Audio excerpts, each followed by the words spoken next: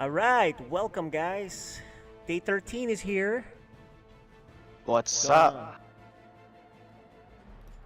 So, we got some cool matchups tonight. It's always cool matchups, but we're Yeah, gonna not start off bad. with Code B, right? We are going to start off with Code B. We haven't seen a lot of Code B lately. It's because we have a lot of Code A and Code S matches, and then the 2v2, there's 9 teams. So it Yeah. just takes a while to get through them. And so Code B, just the cycle, it takes a little bit longer for them. Yep. And so Code B is Miss Uber XL and Fenrir. And they already did their map selections. Let's show that on the screen. There it is. That's right. And yeah, we could probably do some interviews. But before we do that, let's look at the standings for these Code B players so far. And Yeah, there you so are. Code B is the undefeated Fenrir who's playing tonight. And Mrs. Uber XL is own one, but she hasn't played a lot of games, so she has a lot of opportunity Yeah. to position herself in the playoff slot. So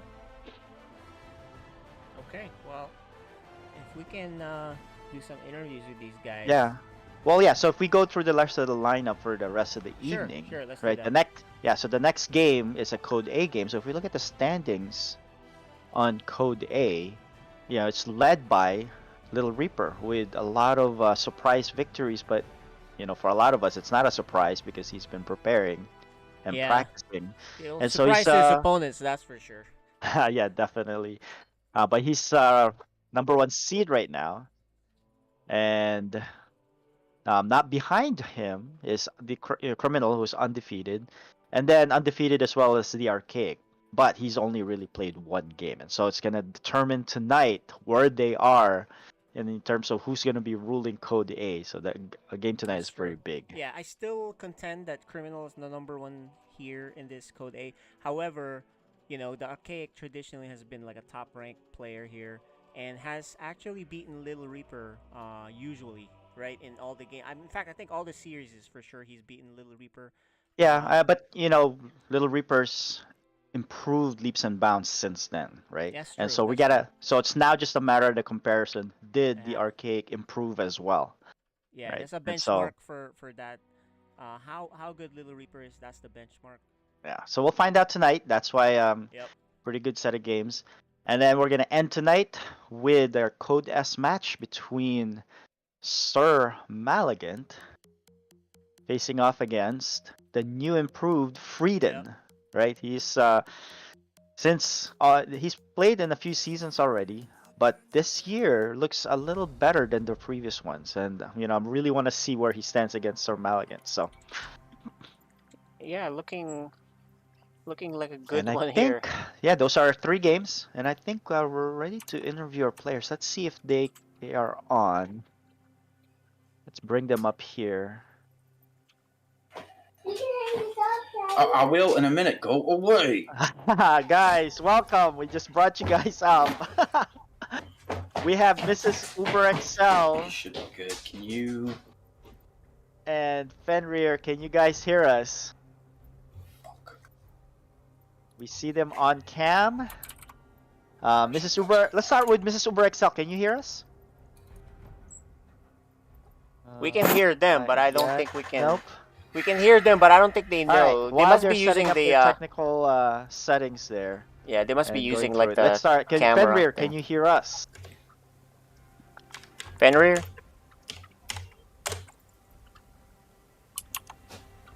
No, no. It looks like everyone's having issues. Let's message them to make sure that they Yeah, can hear us. this is what we'll do. You can hear me fine, Seth, right? Mrs. Uber XL, Fenrir, are you guys there? I think Fenrir is trying his audio, but it's not going through. I can't hear Yeah. it. KJ, can you hear him? Mm-hmm. I can't So hear I KJ can, either. I Oh, yeah, there I you go. can hear Cyan, Miss Uber XL's background sound. But this is what we'll do. While we sort this out, we're gonna take a break and play the videos. So Seth, maybe you can take this on a different channel, real quick, and then actually I'll bring this out of the broadcast channel while we sort that out, and we'll play the intro videos, and that'll All give right. us like a couple minutes. Alright, so we'll be right back, guys. We'll play the intro video for you guys because sometimes that happens. Technical difficulties with the players, right? So that is a thing that does happen. So for now, we'll do our intro video.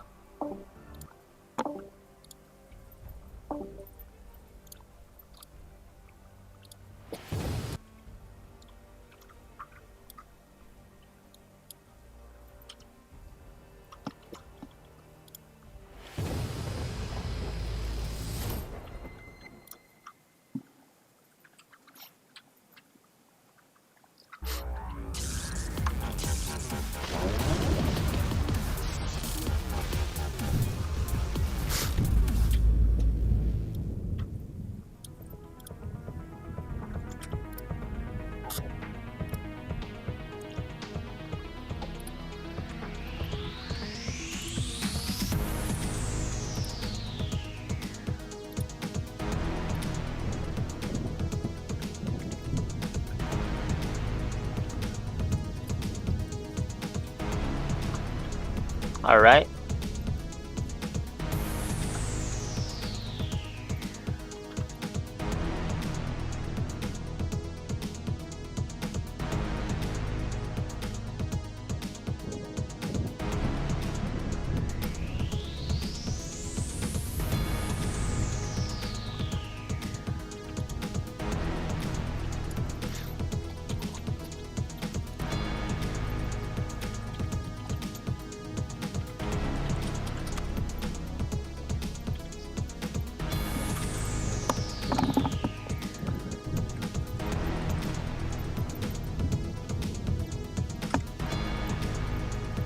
We're almost there, guys.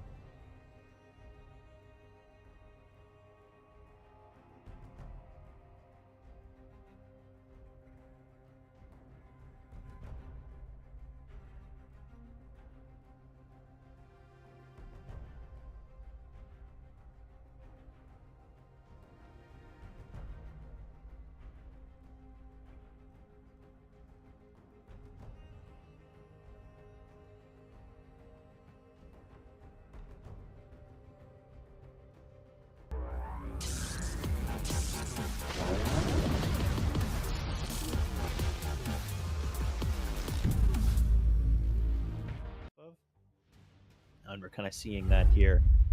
Doing a good job of not getting supply blocked, though, so a pretty clean build out of Little Reaper thus far. Knows what he wants, and he's getting it. And is now going to move in. He's got a lot more units than that of his opponent. Cyan has been adding on Zealots to make up for his lack of gas, which is pretty good. Zealots are very strong against Immortals, especially with that shield battery healing. And it looks like Little Reaper's going to target down the pylon. The exact right move here. Fully depowered, and without that, I'm just not sure that Cyan's going to be able to hold here. The Adepts actually do quite a good job against the Zealots of Cyan. And now the Probe's having to pull up onto the high ground, but there's no shield battery on the high ground. Definitely needed a second pylon and didn't quite click onto the one pylon he had with the shield batteries quick enough. Little Reaper diving in. with that killer instinct. He's going to depower the robotics facility before the Immortal of Cyan can make it out, who actually went for an Observer first, which is painful. That hurts so much for Cyan. And I think from here, the production is just gone, and GG. Little Reaper.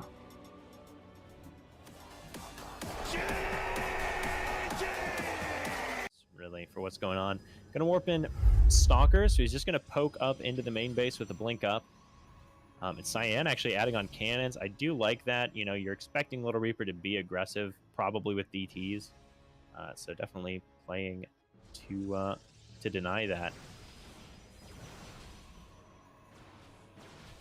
He's going to try and target down the pylons that are powering the gateways. Should be able to get them if he wants. Oh, he's going to actually warp on top of the Immortal. Does get the Immortal, but loses 2 Stalkers for it. Really needs to get out of here. Cyan's target fire not the greatest, not perfect. The charge lot's actually behind the Stalkers, unable to get any damage in, are now able to fight. But with some good blink micro, well, or just blinking on top, I think Little Reaper might actually just win it outright here. As Cyan's extra production is late, he does not have additional gateways. He's still warping in off 2 gateways. The third one just now finishing up, but it's going to be unpowered. And yeah, he's going to unpower the Robo and GG.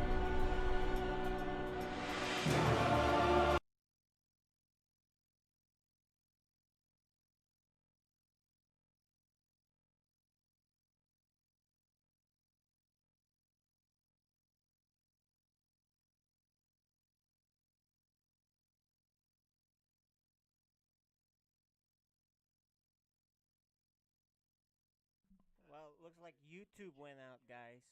I don't know what's going on.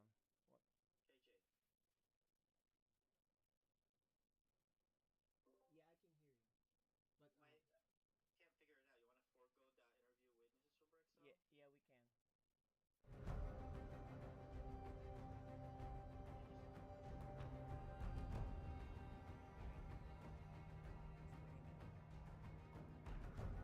we can. You can use Discord on your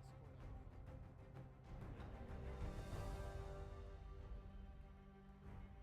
He probably has Discord on his phone.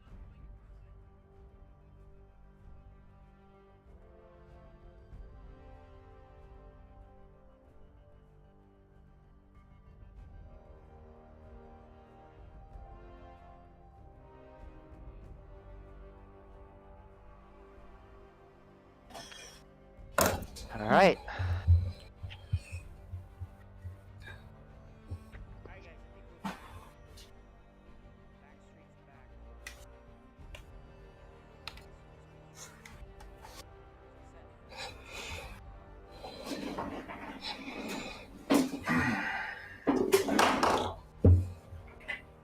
I think we're good to go.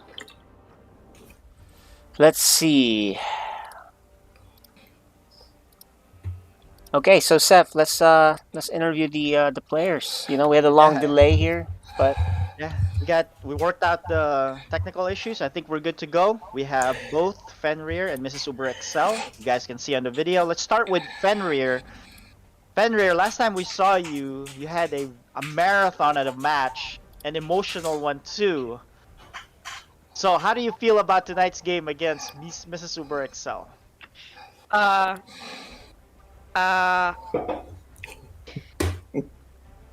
Have you been studying her game and anything that you prepared to match up against her? Well, the only games I saw were her versus my brother, and he's peas and pones, so there wasn't much. I mean, he was ending the game so fast with the cannon rushes and stuff, I didn't get to see much. Gotcha. All right, what about you, Mrs. Uber XL? Have you how's your practice been? Sorry, you sound like a pig. Mr. Uber XL, how's your practice been? Have you been working out the cannon rushes lately? Yes, I've been working on that. And like I've said before, I usually get matched up when I do the 1v1s. I usually get matched up with Taryn, and I'm not good with Taryn, but I'm starting to get better. I'm starting to learn it, so this should be fun. Yeah, it's all about improving, right? KJ, do you have any questions? KJ, do you have any questions here for our players? yeah. So Miss Uber XL, I'm sure you got some coaching from Cyan on how to deal with cheeses, right? Because newer players will get cheesed. So that's part of the initiation, right? So how have you mentally prepared for something like that? Because obviously it wasn't something, it annoys you and it gets you out of your game. But, that's part of the game. But how do you mentally prepare for that for this one? By doing it and learning how it's done. I mean, I think that's the thing is when somebody does that to you, you're like, how the heck did they do that? Like, why would you waste your resources doing that? Yeah. So like I did it. Like it's not something you feel comfortable really doing if you're not if you like building everything on your base and not wasting your resources. So I kind of went out of my comfort zone and did it to other players just to see how it worked. Yeah. So Okay. Well, it seems like you're in a much better spot to defend any cheeses. Not that Fenrir will do it, but and Fenrir, everyone knows your style, which is a little unorthodox, which is fun to see. So we have some really interesting games when you do play. So I don't really have any questions anymore, Yeah. Seth. So Fenrir, during your practice or have you been playing this week? How has that been? In terms of I think preparation. I only count every sixth word, and I'm pretty sure breaking up or something.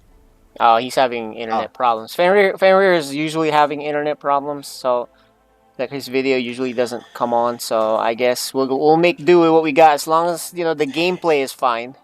Yep. Yeah, and so yeah, we'll talk to you guys after the match. Good luck and have fun. I'm gonna mute and deafen you. We're gonna be getting started here shortly. So. good luck. Where am I? Missile turret rush. Good luck. All right, I'm gonna mute Okay. and deafen them. So Now, I just need our production to get on StarCraft. So. yeah, I was in the wrong region. Yeah, sorry. Easy peasy. So while I'm rehopping on there, you can see the map selection, Seth. Yeah. Everybody selects 2,000 atmospheres. Hopefully we can get the Pride of Altaris. That's the one that gets a little crazier because of that gold map in the middle if they do decide to use it. Mm-hmm. But looks like we're ready to go. Alrighty, And let's kick do this it. off.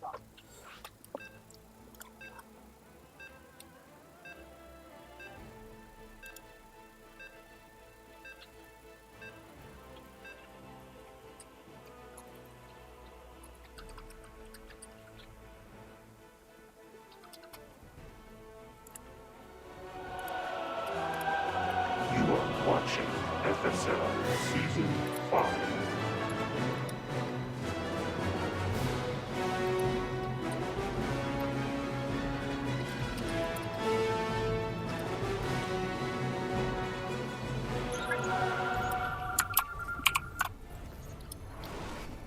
All right. Let's introduce our players in the Code B division. Our blue Protoss. She is. This is Uber XL. And the young Terran here. Fenrir. Unorthodox because he likes to hide bases. In this map, we've seen him get the bases on the top left and bottom right. Yeah. One thing that he doesn't do as much is I don't know if he cheeses as much as the others. I think a lot of his victories come off of he gets a big death ball and he goes across the map and kills them, right? By defending all of the other stuff. And let's see if he kind of mixes it up with a few quick rushes here and there. But yeah. Yeah, so I think with Ubercell, if she doesn't get harassed too much and she builds the right units, she should be okay. The scary part really is when Fenrir has a bio ball and she doesn't have Storm or Colossus. So that's really what will probably be her big problem. Because as Protoss, if you are faced with this big bio ball, which also Fenrir likes to upgrade, and you see this bio ball fully upgraded, there's no way you can stand up to that unless you have Storm, unless you have an AoE, right? Area Yeah, I of learned effect that the hard way. damage. Yeah, yeah. Playing This just playing this race, right? The first time I played Terran, I thought I was great. I was expanded at 4 bases, I attack with gateway units, but the bio doesn't die. yeah, it just does not because the healing out heals the damage of basic gateway units once you get to a specific point. So the only way you can mitigate that is having a spell that damage multiple units at a time. Especially against Terran Marines, you know Colossus really wrecks the Marines. And if you do not have that, you just get run over easily. But look at this. It's a double engineering bay. And like I said earlier, he loves to upgrade, right? I Yeah. think he gets to 3-3 much faster than a lot of our players, both in Code B and Code A, right? So here he is. He's destroying these destructible rocks, these plates. And people are wondering why are they there, right? And the reason is Blizzard, based on previous games earlier in Blizzard's StarCraft journey, they found out that a Protoss can come in here and just drop 3 pylons at the bottom of the ramp and lock you out and make cannons, and you'll be kind of contained.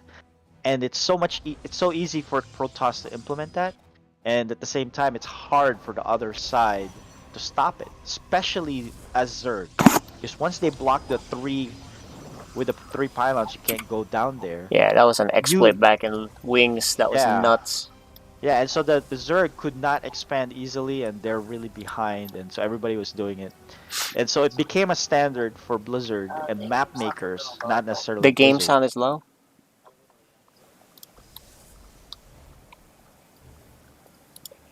Yeah, so yeah, Blizzard added these rocks here or these plates to prevent a Protoss from just dropping 3 pylons there and blocking it. Now, you can just destroy it, but it takes a while. And so it just kind of prevents Protoss from doing that cheese move. That it doesn't take that much from them, but it really sets the other person back. So, all right, so Indeed. a lot of zealots here, and I'm glad that she's putting a robo, but it's all the way in the back. I wonder. Yeah, and with a forge as well. So she's just going through her motions. But if you look at her worker count, though, look at that. She's always been good at making continuous stuff, right? That's why she's the one that gets gets really Yeah, harassed with early cheeses and ends up losing. So, but this yeah, is the kind of game she wants, where she's getting to do what she wants to do. yeah, definitely. Look at that. How that was a really quick 1-1 upgrade for Fenrir, right? Four Yeah, minute, sub 5 minute 1-1 upgrades, right? yeah. That's pretty quick. I'm really And worried about this robo though. Whatever comes out of that may be trapped. I'm yeah, not sure, but but she's not making anything right now. She's not utilizing it. the good So news is she's also doing +1 upgrade. I would love for her to get the charge. That okay, there it is. That is the biggest thing for her, because charge lots are great against bio in the early bio phase, right? yeah, it's in the very beginning. These charge slots can stand up to these kind of a small groups of bio, but in the later stages, it just doesn't. They're not cost efficient. They all die before they even make a dent of the bio force. Um, Yeah, she's gonna need Storm after this, but she might be going Colossus. Well, wait a minute, she's getting +1 on air also, so she's kind of all over the place. More gateways. I like, Nothing yet from the Robo nor Stargate. yeah, I like Ooh, the double, multiple triple, gateways. Whoa! All triple right. Stargate. Okay. I don't really mind it at this level because the Yeah, players usually can't spend fast enough, so they might as well have the infrastructure. It's not like they're yeah, constantly making stuff from the infrastructure, so when they need it, that's when they make it sometimes. So having 3 Stargates is fine the way it is definitely. here. Yeah, definitely. But yeah, I like that she's getting the upgrades for both the attacks, air and ground. But look at Fenrir. He's just upgrading like a madman here. 2-2s on the way for infantry and even +1 on the mech units. And there's his third CC. So, he is behind supply. He's behind workers. Actually, he's cut workers already. Oh, we But, saw that as a problem with Fenrir. He would forget. Remember when he was getting harassed and he wouldn't rebuild? But this time yeah, he is actually making it again. yeah. But Miss Uber XL really needs a Colossus though. Whatever he has is really becoming obsolete pretty soon. Unless he has, she makes carriers like soon. Because if Fenrir pushes up there, Yeah, the problem she's having Void is Ray. Okay. she is lacking in minerals here.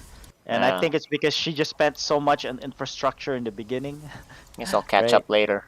Yeah, it'll catch up later. Unless she's making 5 pylons at a time. But yeah, here's a drop. No, he just loaded up a bunch of Marines on the medevac. Let's see what Fenrir wants to do. He is gonna send one out, but he sends another one, but it's empty. Alright, there you go. It's gonna come back. Alright, so I think he's just gonna send one. It's not gonna do anything. There are void rays and charge slots in the main base, so Yep. that thing can get, the Marines can get picked off so quickly by the charge slots, and the void rays will clean up the medevacs. So Mr. Uber XL would be safe.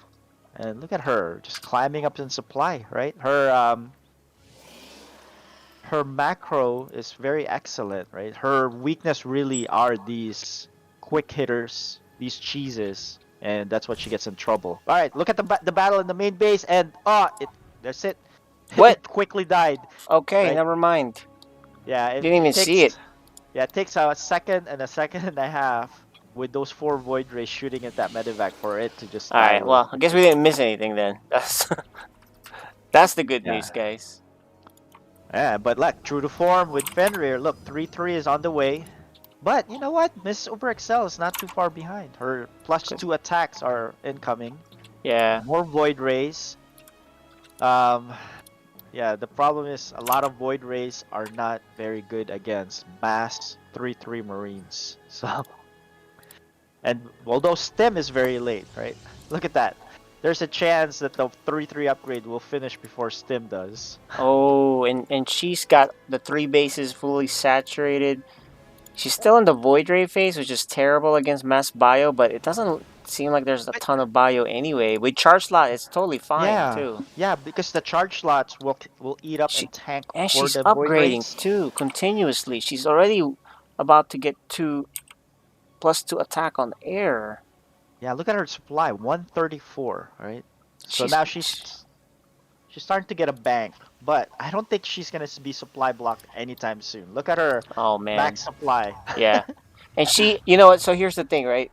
Jinpon is not as good of a Protoss as, at least from what I'm seeing macro-wise, as Miss Uber XL. So, but Miss Uber XL probably doesn't know the gadgets and the little matchup things you can do. Her macro is pretty good, but can she all attack at the same time and do all that? I mean, because what I'm seeing here, she's got a really powerful force if she attacks properly. Actually, just A moves, honestly.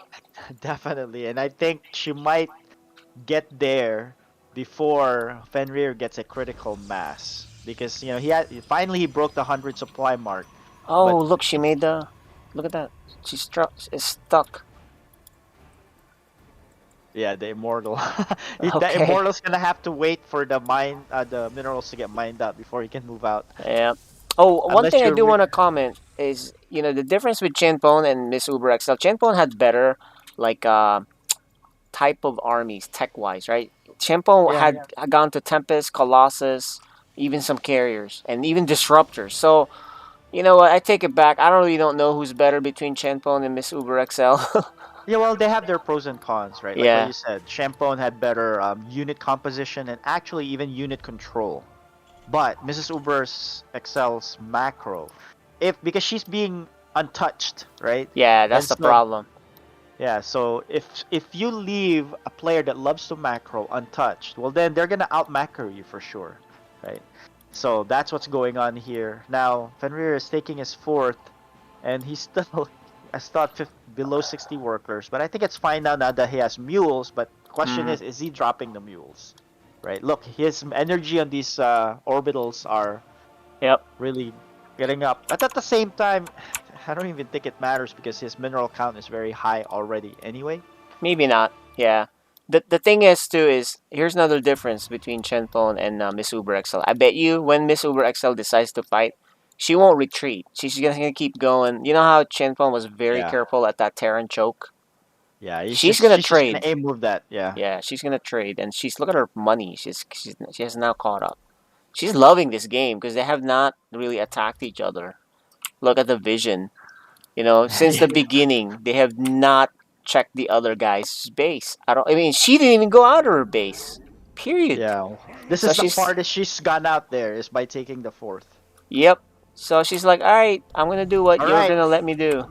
Here it is. She's maxed out, 200 supply, and she's gonna F2, and let's do this. This is actually It's a pretty scary scary army.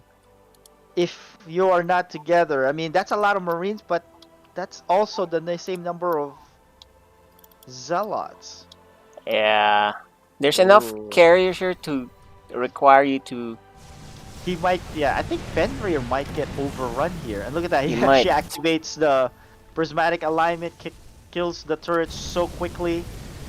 Okay, And there you go. So Miss Uber XL is not gonna be scared going into a choke. She will throw it in well, there. she Unlike is just Chenpo. gonna Here you go. Gonna shove it in there. Oh, is there Marines, enough yeah. Marines? There was, and I now think there is, yeah. Yeah, and so this is the problem. no storm. These are 3 Marines, right? And I think he got to the critical mass right before the 200 supply, and right there, Mrs. Uber Excel's supply just plummets. Okay, let's see what she rebuilds with here, because she has not made anything. She was kind of looking at it the whole time while it was dying, and she Yeah. has not warped in anything. But she did call on some Void Rays again. You know, it would be good if she starts making. Well, actually, you know, with 3/3 Marines, it's tough to say because usually Sky Toss is really good. Oh, Period, but yeah. she needs Storm or But Colossus. That's what she needs. yeah, she needs Colossus in this point, right? Because she did have a lot of Zealots, but they went kind of single filed right into Yep. the teeth of this Marine force. So If she had like attacked this third base, that would have been a good trade for her. But she took out a Nexus and lost her whole army, so that's not really that good. Let's take a look at the battle report here. Destroyed all that. So yeah, that's painful. it's not that good. Yeah, Well, look, if you look at the yeah. battle report, the only Mhm. thing Fenrir lost are mineral units. Oh Right? yeah, all Marines and SCVs. Yeah. So right, here's the thing. I think Cyan will probably coach her Uh-oh. to include Colossus on the next game Yeah. if she loses this. So we'll see. This is Definitely. this is the biggest Doom drop I have ever seen in the history of StarCraft 2. How many medivacs is that? And I'm assuming all of them are full. That's Well, 15 3/4 are medivacs? full. Now, if this flies into a bunch of Void Rays and does a prismatic alignment, you'd lose all of them so quickly. I don't know. But Yeah, I don't know. She's here Oh! it is. Well, the Yeah, Void but- Rays are too far. I think she let him land, and that's the problem. I think this is gonna end the Yeah. game. Yeah, She this hasn't is even it. got to shoot. Oh, and she even clicks on the rocks. So there you go. Yeah, Chenpon is a different player, and so is Miss Uber XL. Chenpon has the right units with the Colossus to deal with this bio. That is the main difference. And I think for game 2, Cyan's probably gonna coach her. So it's like, hey, you're gonna need to make Colossus and then mix in whatever air you want. Right? I think that's the adjustment you would need to make, because I think now for sure you're dead. And yeah, there it is. Game 1. So yeah, just like I said in the beginning of that match, Fenrir likes to just defend up, get a big ball of units, get to almost 200 supply, and then attack you with a really upgraded set of units, and then win, right? And that's exactly what happened there. Okay, And just well, yeah. Unfortunate that Mr. Ubixel did not have any AOE of any sort. yeah, I think But, yeah. for her, going to Storm and all that's just too much clicking, right? I think you just make Colossus, and Yeah, you'll be fine. that's- Make like that's 4 her of own- them. But Yeah, I hope Cyan doesn't say make disruptors because then that's would Oh be my even gosh, worse. no, dude, that's too much to control. I've killed my own units with disruptors like many times. Even to this day, I still make that mistake. So definitely don't do that. Yeah, Game because two the is gonna way be on hardwire, so those smaller. disruptors, you add them Mm-hmm. to your group, and then you don't know one of the disruptors trailing far behind, Oh and then yeah, yeah. yeah, and then you shoot, but it's so far back that then the range of the ball does not reach the opponent, and it actually expires right in your army. So Yep, that's another way to lose. That a lot of even pros they lose that way. Disruptor shots, but for regular people like me, when I do that, sometimes I click on it and then I pull it back, and I end up pulling it up to my own guys. I'm like, oh my gosh. yeah, So you just gotta practice it, and I'm pretty sure she has not had practice with something like that. So it's yeah, gonna be yeah. tough. So yeah, the best course of action for her, especially after that first game, is Colossus, and hopefully Cyan told her, look, just Make make a four or ton of five. Colossus. Yeah, make four or Well, four five, or five. Don't and make then like 8 of them, 10 of them, like Stu Blue did at one point. yeah, do the same thing what you were doing, macro up, but But just sprinkle in some Colossus in there with range, and I think you'll be fine. okay, game two, guys, loading up on the hardwire.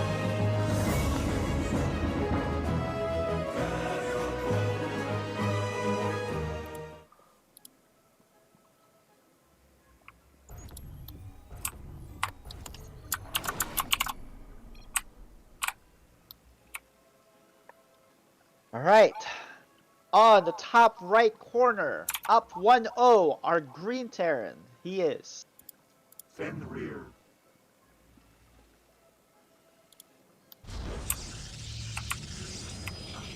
Bottom left. It's This is Uber XL. Fenrir reminds me of the kid from Neverending Story. I don't You know should if have any of you the guys have seen that. Maybe the parents, but that's a really old movie from the 80s. But he should put reminds me that of the plushie behind him in the bookcase there. So, yeah. but doing what Mrs. Uber XL did in that last game, macroing, making all those units, and then She did good. getting. Yeah, she did very well, and you would need to have good mechanics to be able to accomplish that. And so it really looks like she does have that, right? She just needs to fix small things, right? Yeah, she didn't know. Just If you're going against Mass Bio, I think Cyan probably didn't kind of coach that side of it. Cyan just probably like, okay, look, charge slot Void Ray, but missed the piece where if it's a lot of bio, it's just not enough to do that, right? You're gonna need Storm Colossus, some AoE, even just Mass Archons. yeah, it's not as But efficient, but yes, at least it's AOE. Um, so well, anyway, that's yeah, it's hard because there's so many things to coach somebody. Like, oh, it could be yeah, this, could be that. Well, you can coach in between games, so that's the good news about FSL. In your, you can't coach during the games or in a pause, but when the game's over and you're about to hop on to game two, that's like you're on your corner. They can say, hey, do this adjustment, and that works great, right? So you're not yeah, alone here. This is a preparation tournament with your team yeah. I mean, because helping if I you. was in, let's say, in Mrs. Uber XL's corner, and you were playing Fenrir, and I looked, okay, what does Fenrir like to do? Oh, he likes to play defense. He likes to upgrade quickly, and he likes to make bio. Actually never really seen him play mech. And with that type of information, right? You just say, okay, just make Colossus, and then make sure you have units to supplement those Colossus, and I think you'll be fine, right? Yep. And I think that's the type of preparation that I would say as person in her corner to prepare. But her mechanics are there, right? Her upgrading, um, she actually did well on the upgrades as well for the Yeah, no, units. she did everything great except for having the right units against bio, really. So Yeah. that's really the Definitely. problem there. Yeah. Let's see. What did she do differently? She did make a robo the last game. It's just that she didn't really use it except for the science strategy of early observers, right? So it's okay to make early observers, but I suggest you can kind of just hard counter by going directly into Colossus. Yeah, I mean, you make observers in this matchup with, number one, to park it Mines. right in front of them to see Uh-huh. what they're doing. Number two, prevent cloak mines, and number three, any cloak banshees, right? Or And even drops, yeah. yeah, but all of those, I don't think you need to worry about against Fenrir. Yep. So you can forego that in your build. Just go straight to your power units. I don't think he's gonna go banshees. I haven't really seen him do quick mines and even upgraded mines. Yeah, this is his style. It's a very reliable style though, mass bio. So Oh yeah, definitely. I mean, they still do that in the pros. 3 racks, you know, 3 racks builds. Yeah, and so I want to see is if she does make Colossus, What does he and do? what is Fenrir gonna do? He's gonna make a ton We of saw it. Vikings, right? We And saw then it. We did that against Chin Pon. Remember Chin Pon? So what he did is he turtled up, made Vikings, and just held back, and then did secret bases. yeah, and then so at that point, let's see what Mr. Uber excels. So much about of adjustments, right? Back Yeah. and forth. So Mm. yeah, let's see how it goes here. Well, the other thing we saw from Chin Pon's games where he has a chance to bust through, but he didn't because he was being super, super careful. Like, he could actually trade even, right? But Yeah. that's the difference. Miss Uber XL, if she has the right army on that map, on that last map, right? And she moved to that spot. Imagine if she had 4 Colossus or 2, even just 2, right? She might have won that thing right there. So Yeah, the strat that I've seen some people do in lower levels is just, you know what, I'm just gonna go ham on Void Race Colossus, because the Void Race really take care of anything armored, and the Colossus just wipes out any of the yeah, Marines. Right? yeah, that's a good one. That's a good strat. And for those that don't know, ham means hard, like really hard. Go, to the wall, all out, just kind of all in on. Well, not really all in, but just kind of go really hard Ooh, on something. there it is. There's the Robo Bay that I like to Okay, see. there it is. Now I hope she does the upgrade for the thermal lance, right? Because if she's not It makes she's a not big comfortable difference. using she's not comfortable using Colossus. There it is. As I said that, she proves me wrong. She knows exactly what to get as soon as it finished. Not even Yeah. any delay. As soon as it finished, Colossus range was started. So Okay. So we'll have a much different fight. Fenrir should expect some AoE, I hope. So it's really just my prediction. Well, look, there you go. He sees the Colossus making building, which is officially called the robotics bay. But sometimes I just call it whatever that thing is that helps you make Colossus. yeah, I played and StarCraft for 12 years and I still don't know sometimes. I've noticed in this game, and also in the previous game, Mrs. Uber Excel really spends her money, right? Yeah, And she she's makes good at that. Yep. Yeah. So look at that. It's on below Yeah, 200 a lot of times. It's so weird, right? How different players, they're all different in terms of what they're good at. And she's so good at this right off the bat already, Yeah. right? And Fenrir, he gets his upgrades down. Look at his 2-2 timing. Right as soon as it finished with the 1-1, he already had his armory ready for the 2-2 and right on cue. And so this is really good to see. Yeah, he loves his 3 racks. Yeah, you know what? I want to highlight that again. When I was playing SE2 in the first year, man, I had 2,000 minerals, So this Uber XL is spending so fast. This is so crazy how good they are. It's like they got thought, all right, macro, this is how you macro. And then like, okay, you figure out the Colossus stuff later. But anyway, look at this. This is an early attack. Much earlier than before. This is actually pretty scary. The Colossus is not in position. She better have that with her units, because... Oh, man. All right, that's a here we scary go. ball. She It could is lose scary right ball. here. She needs to F2 right away, and she gets a warning right off the bat. Yeah, she got a warning shot. She did F2. So here you go. Yeah, too bad There's the only Colossus one. is trailing far behind.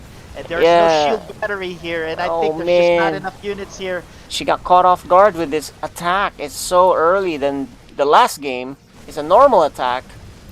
But the last game, Right. no one fought until what, 16 minutes? This is half the time. She has another Colossus coming out. That may help clean this that up. might. Hope Yeah. there. Oh, there's a nice. It's in a nice spot. How can it see up there? How did it see up there? Did you see that? How? I'm not sure. Was it close did enough? There's one leg sticking out in the bottom Yeah, there? yeah. Oh, that's pretty curious. Okay. Anyway, she didn't. She's not losing her second base there, which is her third before. So she might still be okay. Fenrir is not reinforcing. Yeah, I think he's gonna go back home, which is a good move because he can lose these units. Or he's just meeting up with the medivacs because there's a lot more stalkers. I think the stalkers can clean this up here. Yeah. But it's a good move. Fenrir She's still alive, but she Knight- stopped making yeah. Colossus. Yeah, and look, 3-3. Look at how fast Fenrir upgrades. Yeah, I'm looking at her. We're looking at Protoss camera right now. She is rebuilding her economy, but she's not making units, and that is a Yeah. big problem right now. So Because I think this kind of just threw her off her game. It's like, yeah. all right, now what do I do? I don't have a second. What do I? Oh well, so she doesn't have money either now too. So that's the well, yeah, problem. 'cause she lost all her probes there in the natural. She didn't pull them off. Yeah, but she did fix the saturation. Look at that. Perfect 8833 here. Okay. Wow. Yeah, she's trapped for cash. So, and I Yeah. think the next push by Fenrir could end the game because Miss Uber XL might not have enough units to deflect it. Yeah, I don't think yeah, she'll be ready in time. Yeah, exactly. It was a good game plan, except the game was different this time. Fenrir Yeah. attacked earlier. If he waited to that super ball that she had, she'll break him. But this time, she lost so Yeah, much money.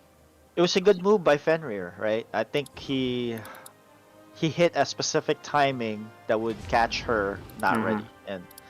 And look, there's another Doom drop, kind of Oh, a mini man. Doom drop compared to the last time. Okay, well, the only way she will stop,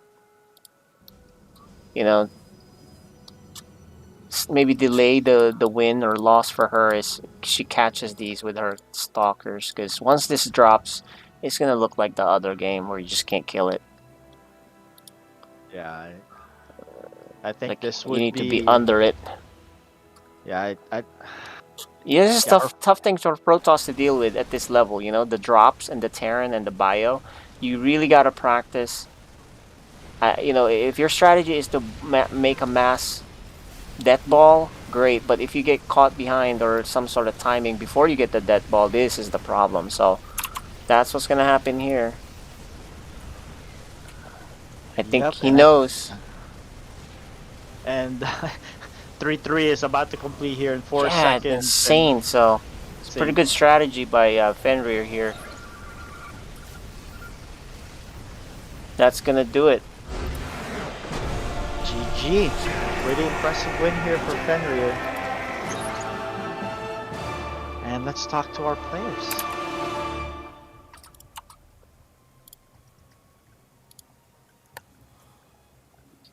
Good games, ladies and gents. Wow, that was pretty cool game. Let's start with Mrs. Uber XL. One thing I gotta say is your macro is really impressive. The way you got to your 200 supply so quickly in that first game. It just unfortunately was not the right composition against your opponents. So what was the strategy or change up that you got coaching from game 1 to game 2, Mrs. Uber XL? He told me not to do air units, to do Colossus. So that kind of switches me up because I like air units. Air units are good. It's just you probably just needed 3 Colossus on that last one. You would have been great, Yeah, and I think you changed up your strategy, but the problem was in game 2, Fenrir all of a sudden attacked a lot earlier than you expected, and I think just caught you off guard. What was going through your head at that time when during that attack? It kind of didn't catch me off guard. It was more of I was doing different than what I'm used Oh, to I doing. see. Yeah, that makes sense. So I had never made two, like Stuart told me to make two forges. So I've never done that before. I was like, oh, you can do that? So that was just something new that I didn't know you could do to try to Get it, Gotcha. catch up on get it the done quicker. upgrades. Yeah, yeah. Yeah. Yeah. But yeah, definitely saw a lot of improvement in your econ and your macro. I think now it's just improve the other parts, which is understanding the units, understanding what units need to be to counter your opponents, and I think that's the next step for you in your evolution in StarCraft. So, KJ, do you have any question here for Mrs. Uberexcel? Yeah, so as far as coaching or training, how much have you had since a long time ago? He's probably gonna yell at me. I don't get much coaching from him. Ah, man, he doesn't. Okay, that's on him then. That's you're kind of figuring it out on your own and that stuff. But with him, he's experienced. He can certainly give you some shortcuts so you don't reinvent the wheel, right? You're like, oh, look what I Yeah, invented. It took me a couple months to reinvent the wheel. I'm like, actually, I could have saved you a couple months, right? our schedules kind of conflict when he's in games. I'm like, oh, you can show me, but he's already in it. Yeah, yeah. So, Well, like, that's ugh, okay. That's okay. you know, Another good tip is you should probably watch some of the FSL games because we do explain what's going on and you'll learn a lot, right? You'll be surprised how much you learn just from watching this level of games. Sometimes when you watch the pros, it's too much stuff at once.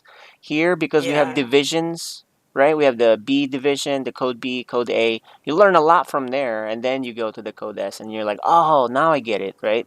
So that's my Yeah. advice. If you're not getting the coaching, watch that. Um, watch the replay. But really, the biggest thing is for um, newer player advice. There's also a bunch of series on YouTube, bronze to masters, gold training stuff from Vibe and all those pros. So that's my suggestion. But keep it up. And if you need any help, ask Cyan. And if not, ask on the FSL Discord. Someone will help you. okay, all right, thank Yeah, you. good games. And congratulations to Fenrir. That was some really fast upgrades. Is that your comfort zone and just getting your 3-3 bio and just demolishing your opponents? Is that, your style and how you like it? Yeah, it gives me a feeling of such power to know that one of my Marines is as good as two of theirs and stuff like that. I really like the feeling of being upgraded. Just thinking about, like, I know this is what I think of my Marine people, and it gives me that warm, fuzzy feeling to know I'm giving them thicker and better armor and stuff. Yeah, definitely, because your bio were just fully upgraded and just tear through the Protoss army so quickly. And my second question is, in the first game, you kind of just waited for a long time and just built up your army. But in the second game, you moved out a lot earlier. What was the reasoning behind that? When you scanned, did you see, oh, this is my time to move out and I want to attack now? What was the reasoning behind that? Well, I wanted to do what Kitty Cat Gamer did because I turtle. And so if I don't turtle, I was pretty sure it would take my opponent off guard and give me the edge. And plus I saw her Colossi and I knew if she got out like more than one or two Colossi, I was doomed because I'm a bio player. Ah, yeah. So Yeah. that was a good scan, and you're like, I'm gonna die if I don't attack her. So let me go now. And of course, Miss Yeah. Uber XL said, "Hey, I don't know this build. I'm just doing something because they told me." And so she was not comfortable, and then boom, right? So that makes Yeah. perfect sense. That was a perfect read and good execution, and that was a really clean game 2 victory. All right. Congrats. KJ, do you have any questions here? No other questions, but it was good seeing you guys. Look, every week we see how you guys improve, how you change. And so that's part of the appeal of this league. So keep up the hard work, even if you are training and practicing on your own, Miss Uber XL. Keep it up. And sometimes it's better to actually get coaching from someone else. If there's you know how it is. It's like doing business with family. You're like, no, I don't want to do business with you, right? So that might be Right. the key there. Maybe you get help from someone else outside there. So Yeah. anyway, Yeah. guys. Yeah. So with that, Fenrir actually that was his because of the way the schedule works out. That was his last game of Oh, the season, already? and he finished out 4-0. So he has the number 1 seed. So he from here on out, he's just gonna be preparing for who's gonna face in the playoffs, and he has the number 1 Ooh, seed. So number 1 congratulations. seed. Yeah, Wow. congratulations, Fenrir. And too bad we won't see you for a while, but we look forward to seeing you in your playoff game. Thank you. Congratulations. Thanks. Congrats. Yeah, all right. So everyone's going to be battling for the other spots there. There's still 2 spots, right, Seth? So That is correct. And there that you 2 go. spot right now it's being fought by Kitty Cat and Champone. Yep. And so No they're one's out yet both officially. So everyone's nobody's out. still. Yep. Yeah, Miss Rixel still has a chance as well. She has 2 more games. Okay. And so if she wins this 2 games, there's a chance she can get in. So There you go. that wraps All right. up our code B. And I look forward to seeing you in the playoffs, Mr. XL. Good luck. Good luck. Thank you. Well, congratulations on your win. Thank All you. Yeah. Means a lot to me. Let's see here. Code B is wrapped up for tonight. We're gonna move Yeah. on to our Let's bring Code A Maligant. match. He's going to cast this. Let's add Mr. Maligant here. And there he is. Hello, hello. What's up, What's guys? up? What's up? All right. So let's waiting for Little Reaper to jump on Oh, StarCraft. let's see if he's on. But yeah, unfortunately, KJ and I cannot cast this next game. Yeah, so it's So all it's- you, Maligant. You'll enjoy this. He's a good caster. He's a good analysis guy. He knows this matchup really well because he plays the race. He's been aggressive and cheesy, and also conservative and macro. So he knows all the styles, right? Maligant, you play both super aggressive and super macro. So I'm looking Yeah, forward that's to hearing that. So anyway, before we get started on this, how about some early thoughts on this? Actually, I'm excited on this one. What was the standing between these 2 players the last Well, season? let's take a quick peek. There you go. Here you go. I'm showing it on You screen now. mean last season or this season? Yeah, last season. Have they met last season? Yes. Yes. Yeah, they met previously, and if we look at historical records here, they were in Code A, and they faced each other. Let me look. Little Reaper and the Archaic, and that was back in October 6th, and the Archaic 2-0'd Little Reaper at that time. And Okay. yeah, and then they faced again each other for the number 1 seed and number 4 seed playoff game in October 22, and the Archaic won that with 3-1. And so overall, it's a 5-1 count from last year, but that doesn't matter because it's really where your form is right now, right? So Yeah, all those, Little Reaper has improved, so can't Yes. wait. so all of Yeah. the records, just you throw them out the window because they are different from where they were before. Yeah, and that's a so good we point. get It's to very find that out. different. Yeah. Yep. Very different games. Like if we were gonna give if they played season week 1 or 2, I would say I think the Archaic is favored 2-1 or 2-0 to win, right? But now I'm not sure because Little Reaper is a lot better. He's been practicing hard. Yeah, he's been winning his games too. Yeah. So Yep. All right. So let's Well, bring him in. Let's bring him yeah, in for some interviews. Let's bring them in here. Joining us now are both our players for Code A games tonight, Little Reaper and the Arcade. Let's start with you, Little Reaper. Little Reaper, how are you and how's your practice? And last question is, how do you think you'll fare tonight? I'm okay, and practice is going okay. I don't know really how I'll fare in the game. Yeah, look at that. Like a veteran with these interviews answered all 3 of my questions. yep. And so, any specific strat that you'd like to use tonight to topple the Archaic who's had your number before? Yeah, yeah. He doesn't want to disclose it. Yeah, look at me. I'm trying to fish for information here, but maybe I should stop questions. KJ, do you have any questions here for Little Reaper? Well, you look pretty happy and excited. How are you really feeling besides nervous? Happy. That's Ooh, good. Yeah, that's good. all When right. you're happy, you play better, right? Yeah. So You don't get Malagat, tilted. Yep. any specific questions here for Little Reaper? How confident are you, Little Reaper? From a scale of 1 to Um, 10, the 10 the most confident you'll definitely win, 5. and 1 to 10, what's your rating? 5. 5. Okay. Right It's down the middle. 50-50. Okay. That's fair. That's fair. All right, now let's go to the arcade. There's no pressure on you. You've had his number, but that doesn't matter. How do you think you're gonna do tonight? I think I've gotten at least a bit better than last time. I'm not sure about Little Reaper, but uh, I'd say pretty good matchup, honestly. Okay. And how has your practice been, or have you been practicing? I've been practicing a bit, but like, yeah. More team games or more one-on-ones? I'd say co-op more actually. Yeah, because I see you play co-op and then 2v2s. Yeah, So we I do have- our weekly brutal mutation run. I So see. yeah, so we do that on a weekly basis.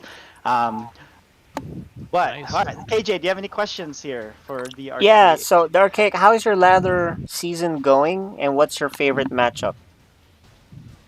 My favorite matchup personally is Protoss, probably Zerg, I think. Enjoying beating down on the Zergs, huh, with the Void Race. I get it. And Yeah. that's the big team right now with a lot of Zergs. So good to see. Good to see that you know what's good. All right. So Maligan, any final questions here for the arcade before we start? So Arcade, have you been scouting your opponent, Little Reaper, checking his plays, his games from previously? I'm sure you've watched his streamed games, right? I watched a bit, but like, not much. Oh, okay. So you know what to expect. All right. I think that's it. Good luck and Alright. have fun for both of you guys. All right, Okay, look at them guys. both smiling, both I know, right? excited. But I bet you deep down inside they're like shaking and nervous, right? Because that's how I would be, right? But look at them, they're just cracking up a smile, and this is gonna be exciting. All right, we'll talk to you guys after the match. Good luck and have fun. We're gonna Right. mute them here. All right. So Maligant I'll be and Seth, casting solo. yeah, you'll be casting, but let's look at the map real quick. The map selections. Yeah, just waiting for production to join our lobby here as Yeah, well. map Get selections started. look normal, right? It's mirror matchup. So a lot of times I'm like whatever if it's mirror matchup. So Well, hold the phone. It's actually Protoss versus Terran. oh, he did this the last time. He would do a Terran game. Oh, So yeah, okay. Yeah, and Interesting. looks like he is gonna go forth with that setting. And let's see if he's gonna change it at the last second here. all right. He's probably gonna go cheese here, huh?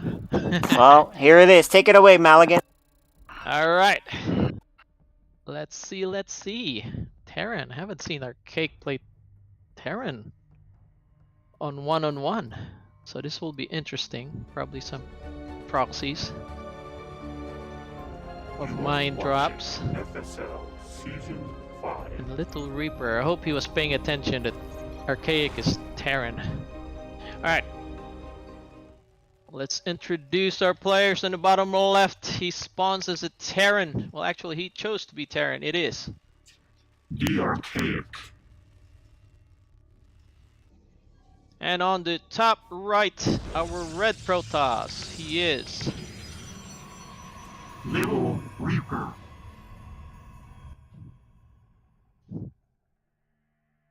Alright, so Protoss scouts early, which I like. Scout early. I mean, what's there to lose, right? Early information will give you more decision. I mean, more easier for you to decide on what build you want to do. So gas first. I mean, not gas first. Early gas, which is standard. Is he gonna close it? Nope, he's not. Welcome to Terran world. Oh, is he gonna steal? Oh, okay, no steal here. Alright, Little Reaper got distracted with the probe. He hasn't mined gas yet. I better mine up gas. The Reaper will be coming. If there's a Reaper, he'll be in trouble. I guess he wants to do Nexus first? I mean, Nexus before Cyber? I guess it is Nexus before Cyber. Hence, there's no gas. But I would love to see him get gas though. Good thing Arcade didn't go for a Reaper. That was good. No threats coming, so the Protoss is safe. So 2 early gases for the Terran, so... And there's a proxy on the right side! Ooh! As expected, it's going to be a cheesy game. Let's see what he decides to do. It's probably mines? I don't know. He's gonna lift it? It's too far away though, right? So he's gonna make a Stargate in the starport. There we go. So mine drop. Oh my gosh, this is bad for the Little Reaper if he doesn't make a robo. Drop a robo? Does he have the money? Oh man. It's gonna be brutal. He's probably gonna lose half of his mining. Because the mines are already out. Still no robo from the Little Reaper. What is he making? He's waiting for that Reaper that's not gonna come. And oh my gosh, this is bad. Oh yeah, there finally a robotics bay, which is kind of late. But if he holds on, and you know, at least get minimal damage or you know, lose a few probes, that's fine. It's expected. But we'll see. Because now here comes 3 mines. Incoming mines. Dun dun dun dun. And he's not gonna see it. He only has 1 stalker. He only has 1 stalker all this time. Oh my gosh! 14 probes goes down. 16. So I think this is gonna be. And he's gonna lose another. So that's 17 drones. So he only has 12 workers really. So 12 workers, 2 stalkers. Yeah, I wish he had made more stalkers while he was, you know, just waiting. So he could have caught a few mines. Ah, he loses another couple of probes, and this mine's gonna escape up. It does not escape. But there's 1 mine in the in the natural. Good pickup there. Let's see. I should not drop this because there's already an observer. Just keep it on the dropship. Put it aside. Use it later on. And here comes the Cyclones. Yeah, I think this is bad for Little Reaper. So he's gonna send 2 of his stalkers. He's sending 2 of his stalkers to find a dropship, I think. Yeah, I think he's trying to look for that dropship. And the dropship's just gonna pick up some of the couple Cyclones, get in the base. Let's see what the Archaic does.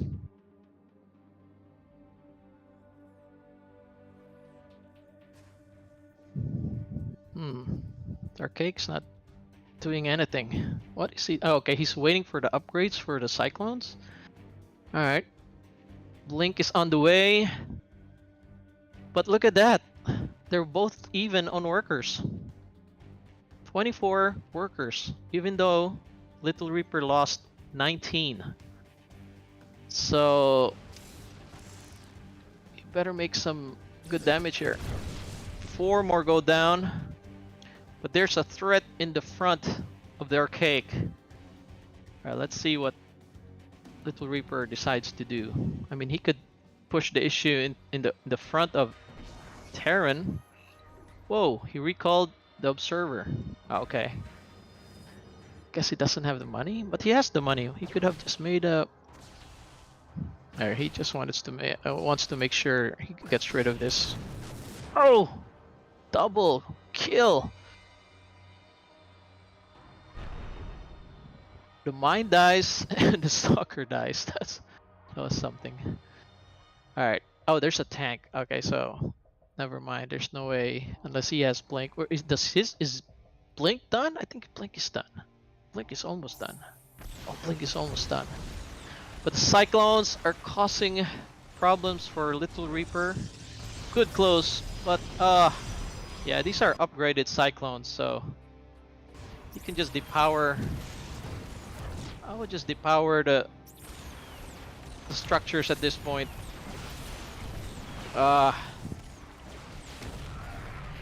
This will be taken care of because there's blink already. He's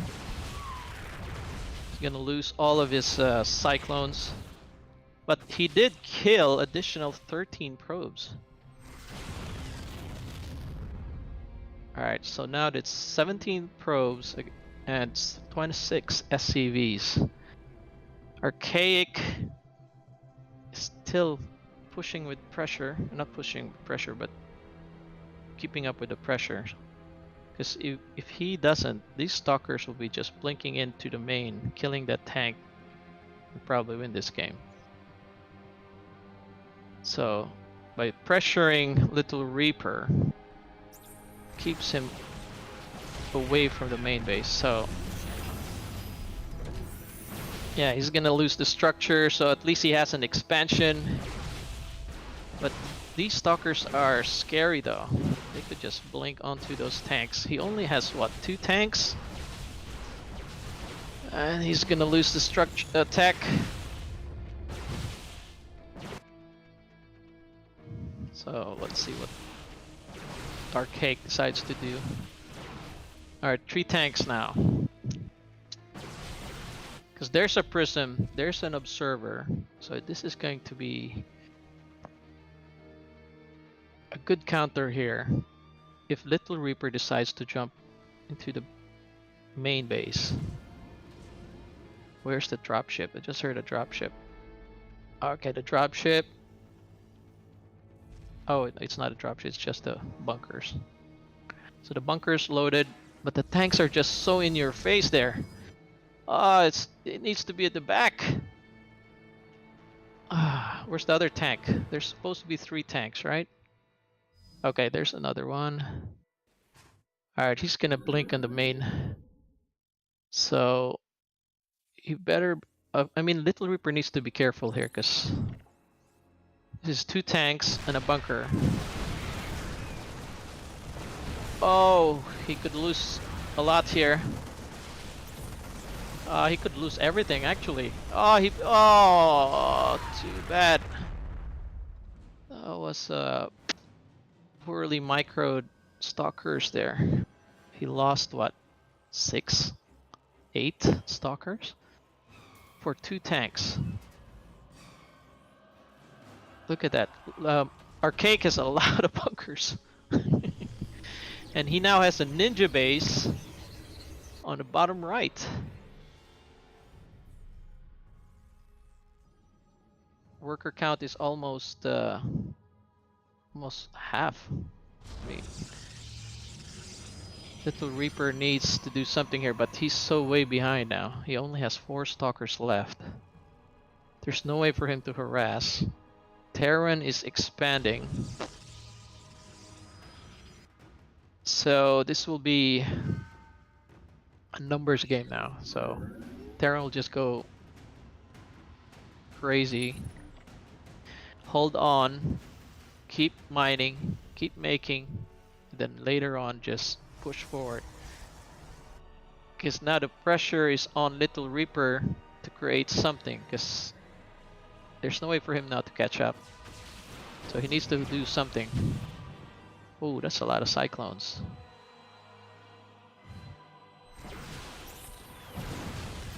Yeah, I don't think you can fight this. This is too much. Upgraded cyclones. And he's got a lock on Prism. So that threat's done. Little Reaper essentially has no fighting force. Alright, finally 3 stalkers. He needs to make an immortal probably. Our cake is now floating at 2,000 minerals. What's he doing? I guess he wants to try see what the defense is. And he realized, ooh, there's only 1 stalker and a Templar. Interesting.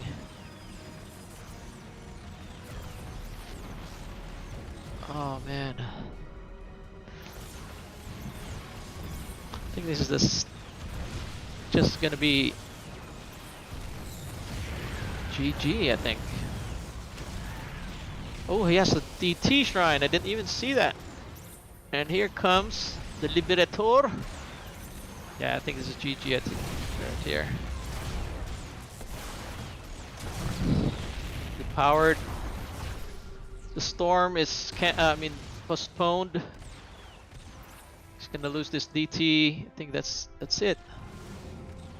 Yeah, there's just no way. All right, good game. First game goes to the arcade, as expected. The arcade. Proxy. All right. What happened then? Let's see. Little Reaper did scout early. Just didn't see the proxy on the right side. I mean, if you're up against a Terran and you know he's not a main Terran, just expect a proxy. Just scout the sides. I will do that. Why would they choose Terran, right? So, let's see. Let's see if their cake sticks to being Terran. Or he goes to his main race, Protoss. Alright, gonna see a Protoss versus Protoss. It's gonna be air against Prism play. Little Reaper loves his Prism, so if the arcade isn't careful, then Little Reaper gets his blink going in a Prism play, could get harassed the whole game. So let's see if the Archaic decides to be aggressive here. Because Archaic's Protoss, is, if I can recall, is mostly macro play, right? I believe he is. He loves to go air. All right, PvP on Berlingrad.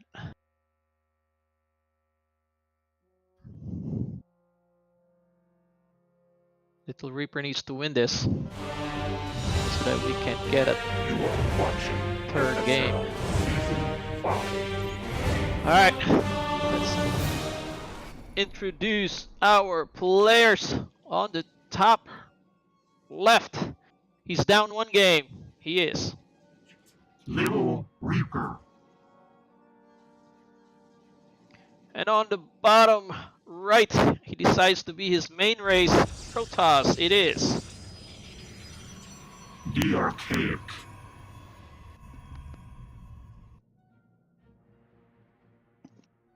Look at that, both of them Pylon Scout. Gonna meet in the middle. Wave hello. Oh, actually they didn't see each other. Let's see what the ooh cannon rush. But I think the Archaic is gonna spot this because he did a Pylon Scout. Oh boy. Let's see if the Archaic knows how to handle a pylon. I mean a cannon game. So Little Reaper's gonna set up on the top. I like this one, countered with your own forge. But I would have loved the forge to be on the top. Oh, what happened here, Little Reaper? He was supposed to be in there, but he can't get in. Oh no! He needs to cancel. Oh, okay, so he could get in. Alright, drop a cannon. Oh, I should have canceled. There we go. Oh boy. Did the Archaic drop a cannon? Oh man. This is gonna be close, but I think he'll be able to take out this cannon! Oh, unfortunate. It wasn't tight enough. So I think this is a failed cannon rush here. Why are they focusing on that? They should be focused on that pylon. I mean cannon.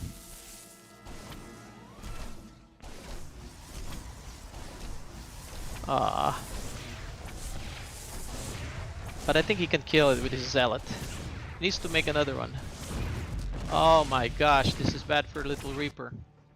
So he invested what, 700 minerals?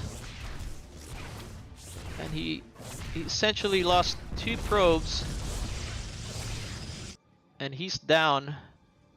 Let's see. But it's not bad, but he did lose probably around 700 minerals. So this is not good. Not a good start for Little Reaper, really. This sets him back. And now Archaic's just gonna go expand, I guess. Or is he gonna go Stargate and then just Oracle harass? Alright, he decides to go expand. Not a bad idea, because you're ahead anyway. There's no units from Little Reaper that poses a threat, so just expand. And you know you can't counter because he has a forge, so he probably dropped the cannon. So don't waste time in countering. Just expand. And I like this move here by Little Reaper. Just he expanded as well. He's going for the Stargate. Nice. There's still no Stargate from the Archaic. What's his play here?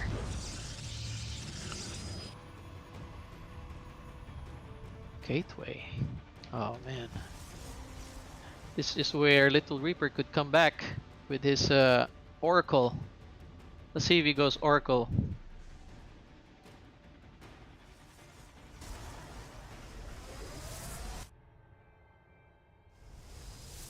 Alright. So Stargate's done for Little Reaper.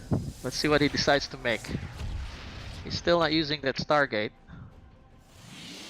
Oh no! Why is Stalker? Okay, he goes for a Void Ray. I guess he wants to be defensive. Oh, it would have been great if he went for an Oracle and just harassed the mineral line. Alright, so they're both even now in worker count.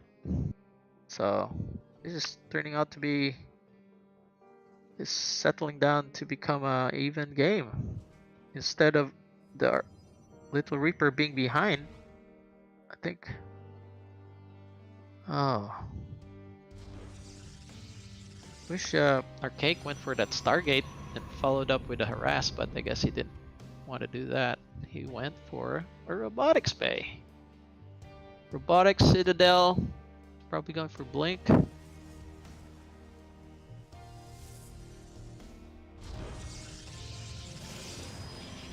Alright.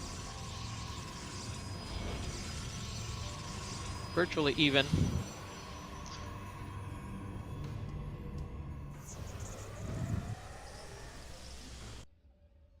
Alright.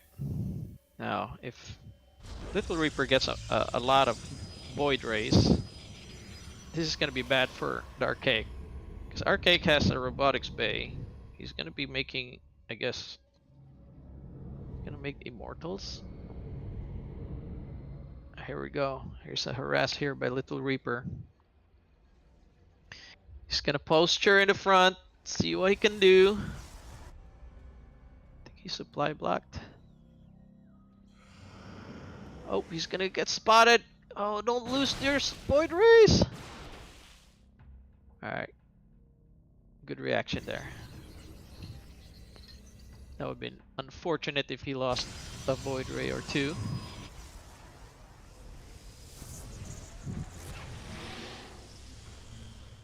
Alright. Now Archaic sees that there's Void Rays. Let's see what he's decided to do. I like it. Expand.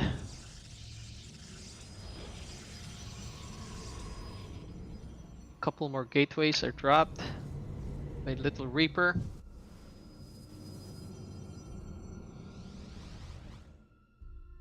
The fleet beacon is done, so I think he's gonna upgrade his Void Ray speed. Let's see what he does with his fleet beacon.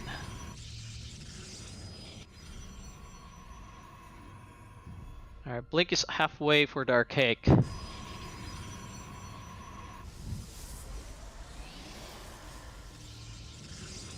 Little Reaper chooses to go for Zealot speed, not Blink. Well, I guess since there's no air, I don't know. Ooh, there's a couple of Stargate now for the Archaic. He's making his own Void Rays, but Little Reaper is now making carriers.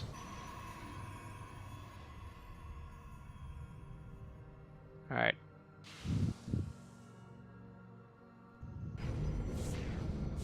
I like Archaic sending a hallucinated Phoenix for scouting. That's a really good move. But then again, he has a robotics bay. Why doesn't he make observers? He does have a robotics bay, correct? Let's see. Yeah, he does have a robotics bay, but he doesn't make any observers. He only has one. Maybe a couple more observers just to see the flanks on the left and put one on the right. Oh boy, carriers. Air upgrades are being started for both players. So I guess we're gonna see air armada again, air to air. 4 Stargates now for Archaic. Alright, let's see. I don't think this is enough for Little Reaper. He has a lot of Zealots though.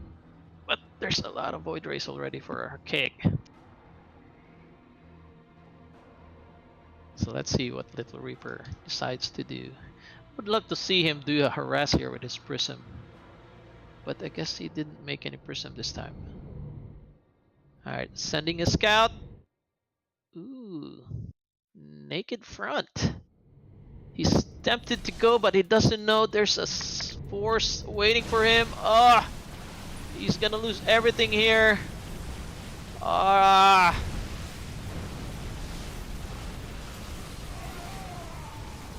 Just get out of there. Keep fighting with your Zealots. I think the Zealots would have been great. Oh, he lost all of his air. That's bad. Alright. Archaic now has 4 Stargates pushing out Void Rays. Ah, this is not good. He's gonna lose this third. All he has to do now is hunker down on the natural. Just pull your probes. Make some batteries. Put some batteries ASAP. That's the only chance you can hold this. I guess he forgot to put some batteries there. 2 more carriers coming out. But is it enough? I think it's fine as long as he has a battery shield. He does have one. Does he have overcharge? It's so what Archaic needs to do here is snipe that pylon or battery. So alright, he decides to go home. Say, you know what? I'm ahead. Let me just play it safe. He doesn't know that there's a third base on the left. And he's gonna spot it with his scout. I love this one. I love this being active with his hallucinations. That's a great way of seeing the map. Now he's able to snipe that, move out, just deny third base for Little Reaper. Little Reaper needs to cancel! And he didn't cancel. That's $400 minerals down the drain. Could have been a carrier, but oh boy. Let's see. 61 workers against 43. So Little Reaper needs to be careful here. He doesn't want to engage this. There's a lot of Void Rays. Ooh, base trade? I guess. But if he does a base trade, he will definitely lose this game. The Archaic can afford to lose a couple bases. Now it forces Little Reaper to go back. And he's definitely gonna lose that natural. Oh man.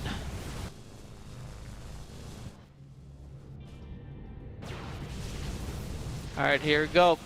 This is where we're gonna see a GG here. If the prismatic alignment is just too powerful. Look at that, it's just melting the carriers. But he is wrecking the stalkers though. He just needs to send those zealots. Send. He sends his zealots across the map. I think that would be a good call there by Archaic to recall. Alright. Those zealots wrecked all of those stalkers. It's crazy. Alright, let's see. Good call on the Archons. Focus fire on the this Void Ray, but he needs to focus fire on the Void Rays instead of the Archons. Anyways, he needs to back out. There's no way for him to win this, but then again, he's just so behind. 3 base against 1 base. So I think this is it, man. Just gonna GG in a couple minutes here. The Void Rays are just too much.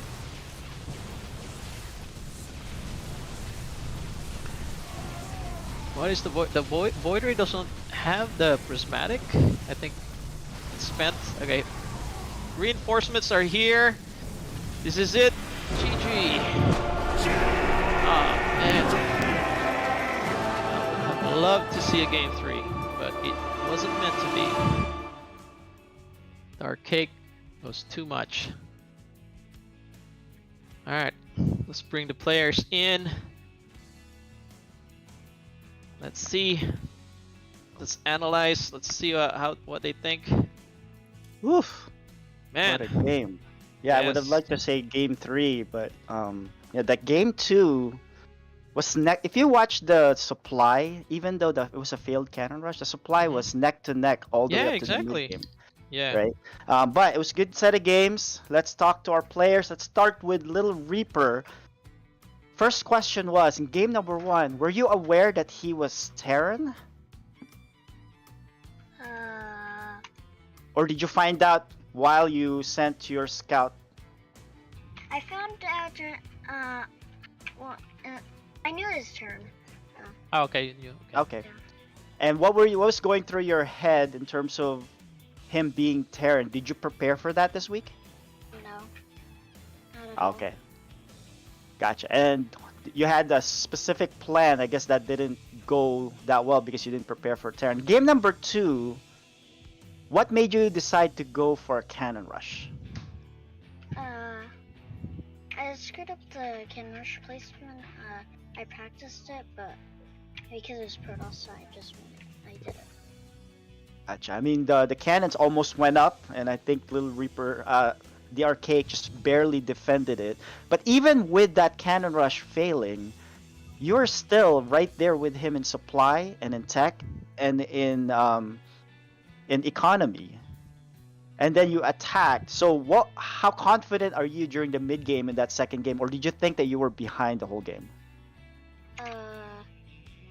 seeing that, knowing that he didn't have a second base after the kid rush, and he probably didn't have as many probes as me. And he was like at the same state because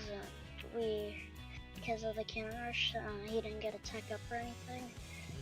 Gotcha. That's a good assessment. So That was exactly the case. It was a good read and a good transition. Just didn't turn out the way you wanted in the end there, but it was a good adjustment in game number 2. Sir Maligan, do you have any questions here for Little Reaper?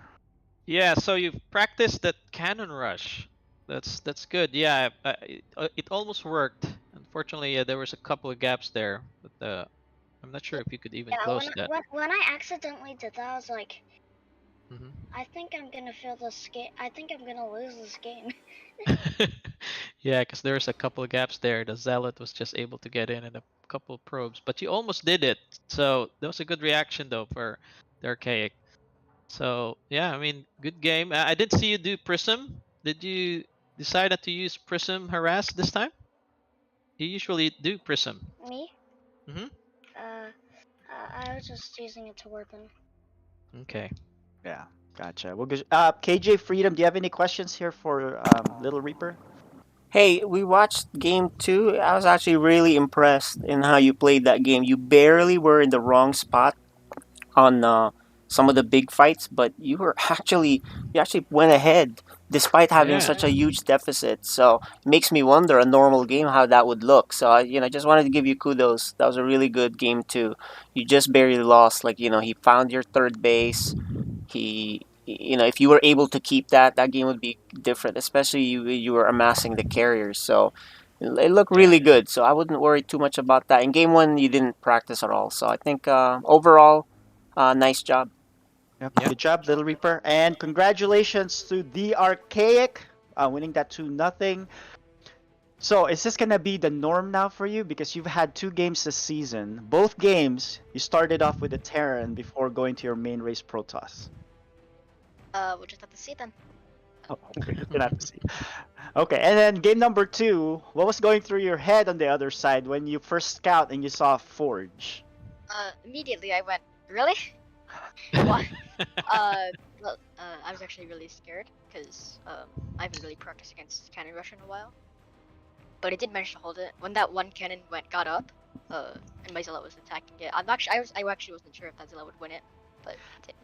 Yeah, I actually wasn't sure that Zealot was gonna win it either because you pulled off your probes a little earlier than I think you should have. But in the end, the Zealot managed to clean that up. But at the same time, you were still not ahead. I mean, should be. You're supposed to be ahead, but you were not ahead. So, what was the game plan at that point? What type of unit composition or what's going through your head? Well, I mean, first I was like in the early game, I was gonna just go gateway units and robo, but on it only really counter that is if he goes air early, which unfortunately he did. But he didn't really attack me, so I just had time to build up my own stargates and build void rays. Gotcha. Sir Maligan, do you have any questions here for the Archaic? So Archaic, so we've seen you play Terran. So are we expecting a Zerg next time? Nope. No, I'm good. You're good? Okay, you're just gonna stick with Terran and Protoss? Alright. Yeah, that would be cool to see you do some Zerg. Alright, I think that's it. Good game though. KJ Freedom, do you have any final questions here for the Archaic? Yeah, so I think you mentioned you weren't really practicing that much, but you look pretty sharp. On, what are you looking forward to on your, this FSL season?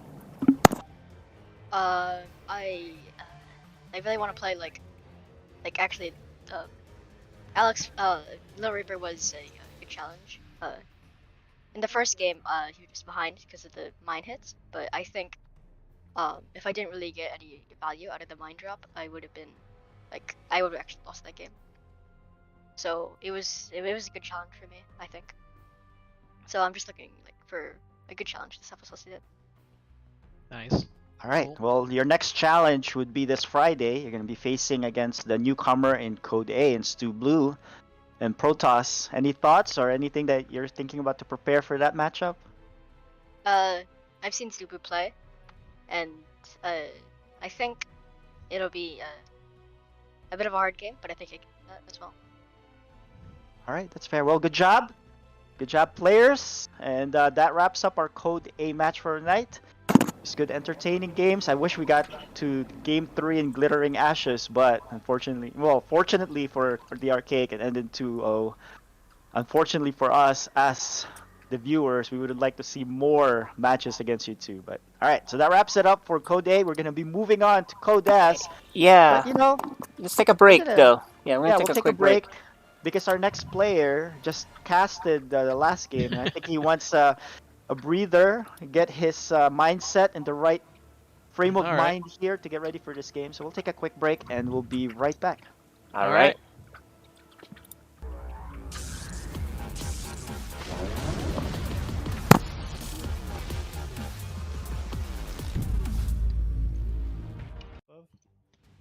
And we're kind of seeing that here. Doing a good job of not getting supply blocked, though, so a pretty clean build out of Little Reaper thus far. Knows what he wants, and he's getting it. And is now going to move in. He's got a lot more units than that of his opponent. Cyan has been adding on Zealots to make up for his lack of gas, which is pretty good. Zealots are very strong against Immortals, especially with that shield battery healing. And it looks like Little Reaper's going to target down the pylon. The exact right move here. Fully depowered, and without that, I'm just not sure that Cyan's going to be able to hold here. The Adepts actually do quite a good job against the Zealots of Cyan. And now the Probe's having to pull up onto the high ground, but there's no shield battery on the high ground. Definitely needed a second pylon and didn't quite click onto the one pylon he had with the shield batteries quick enough.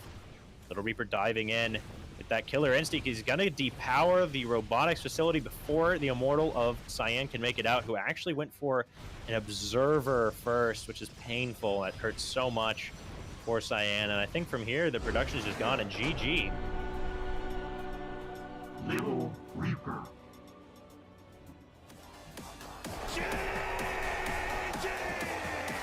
Really, for what's going on. Gonna warp in Stalkers, so he's just gonna poke up into the main base with the blink up. And Cyan actually adding on cannons. I do like that. You know, you're expecting Little Reaper to be aggressive, probably with DTs. So definitely playing to deny that. He's going to try and target down the pylons that are powering the gateways. Should be able to get them if he wants. Oh, he's going to actually warp on top of the Immortal. Does get the Immortal, but loses 2 Stalkers for it. Really needs to get out of here. Cyan's target fire, not the greatest, not perfect. The charge lot's actually behind the Stalkers, unable to get any damage in. Are now able to fight. But with some good blink micro, well, or just blinking on top, I think Little Reaper might actually just win it outright here. As Cyan's extra production is late, he does not have additional gateways. He's still warping in off 2 gateways. The third one just now finishing up, but it's going to be unpowered. And yeah, he's going to unpower the Robo, and GG.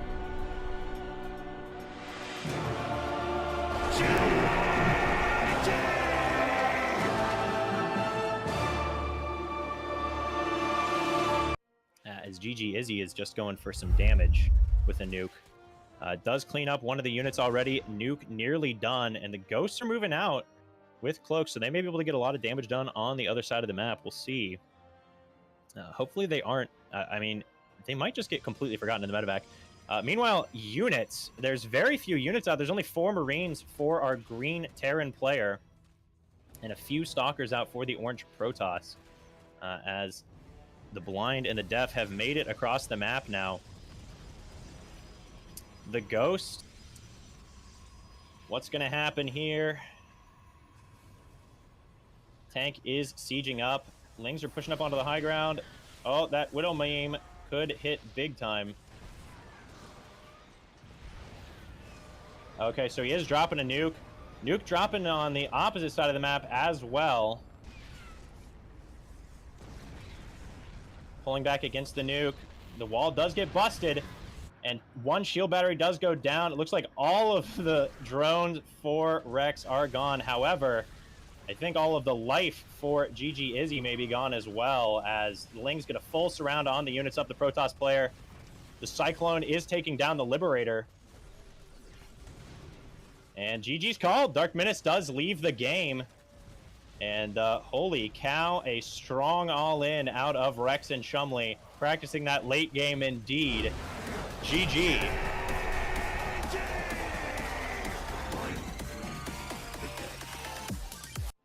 arc weapons level 2. And we'll come into Instability's base here and find it undefended. Instability does have about 10 carriers, but it's 57 Marines and 16 Vikings against 3 Tempests and 10 carriers. So I think Ghost Champ may be able to break her here.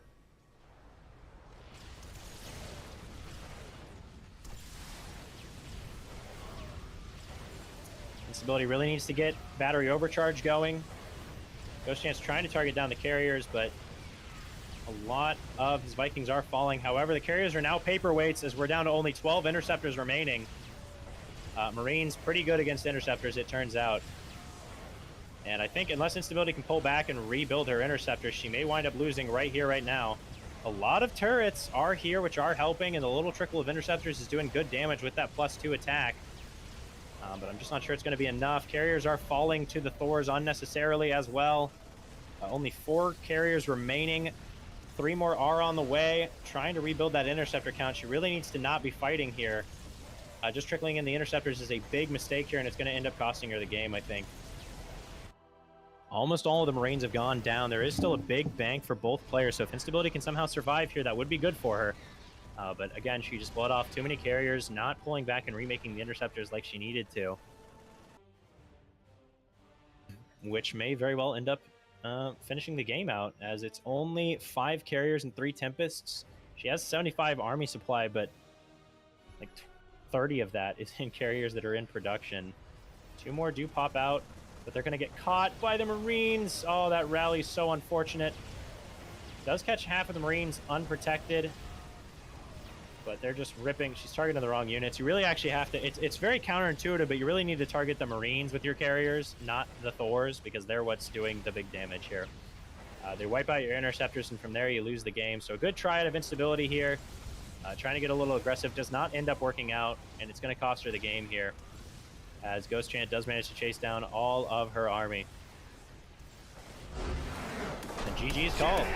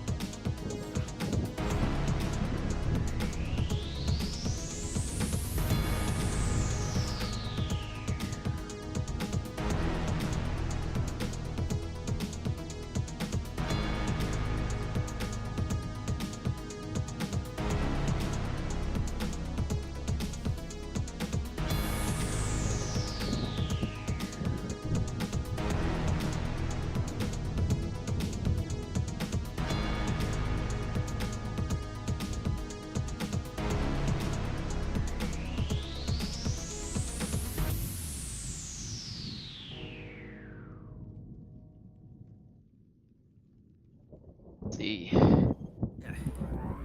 We're back, guys. Alright, welcome back. That's a good set of highlights from last week. And can't wait for the highlights for next week for these set of games for what just happened. Especially this one coming up, our Code S match between Sir Maligant and Frieden. How are you, gentlemen? Let's start with Frieden.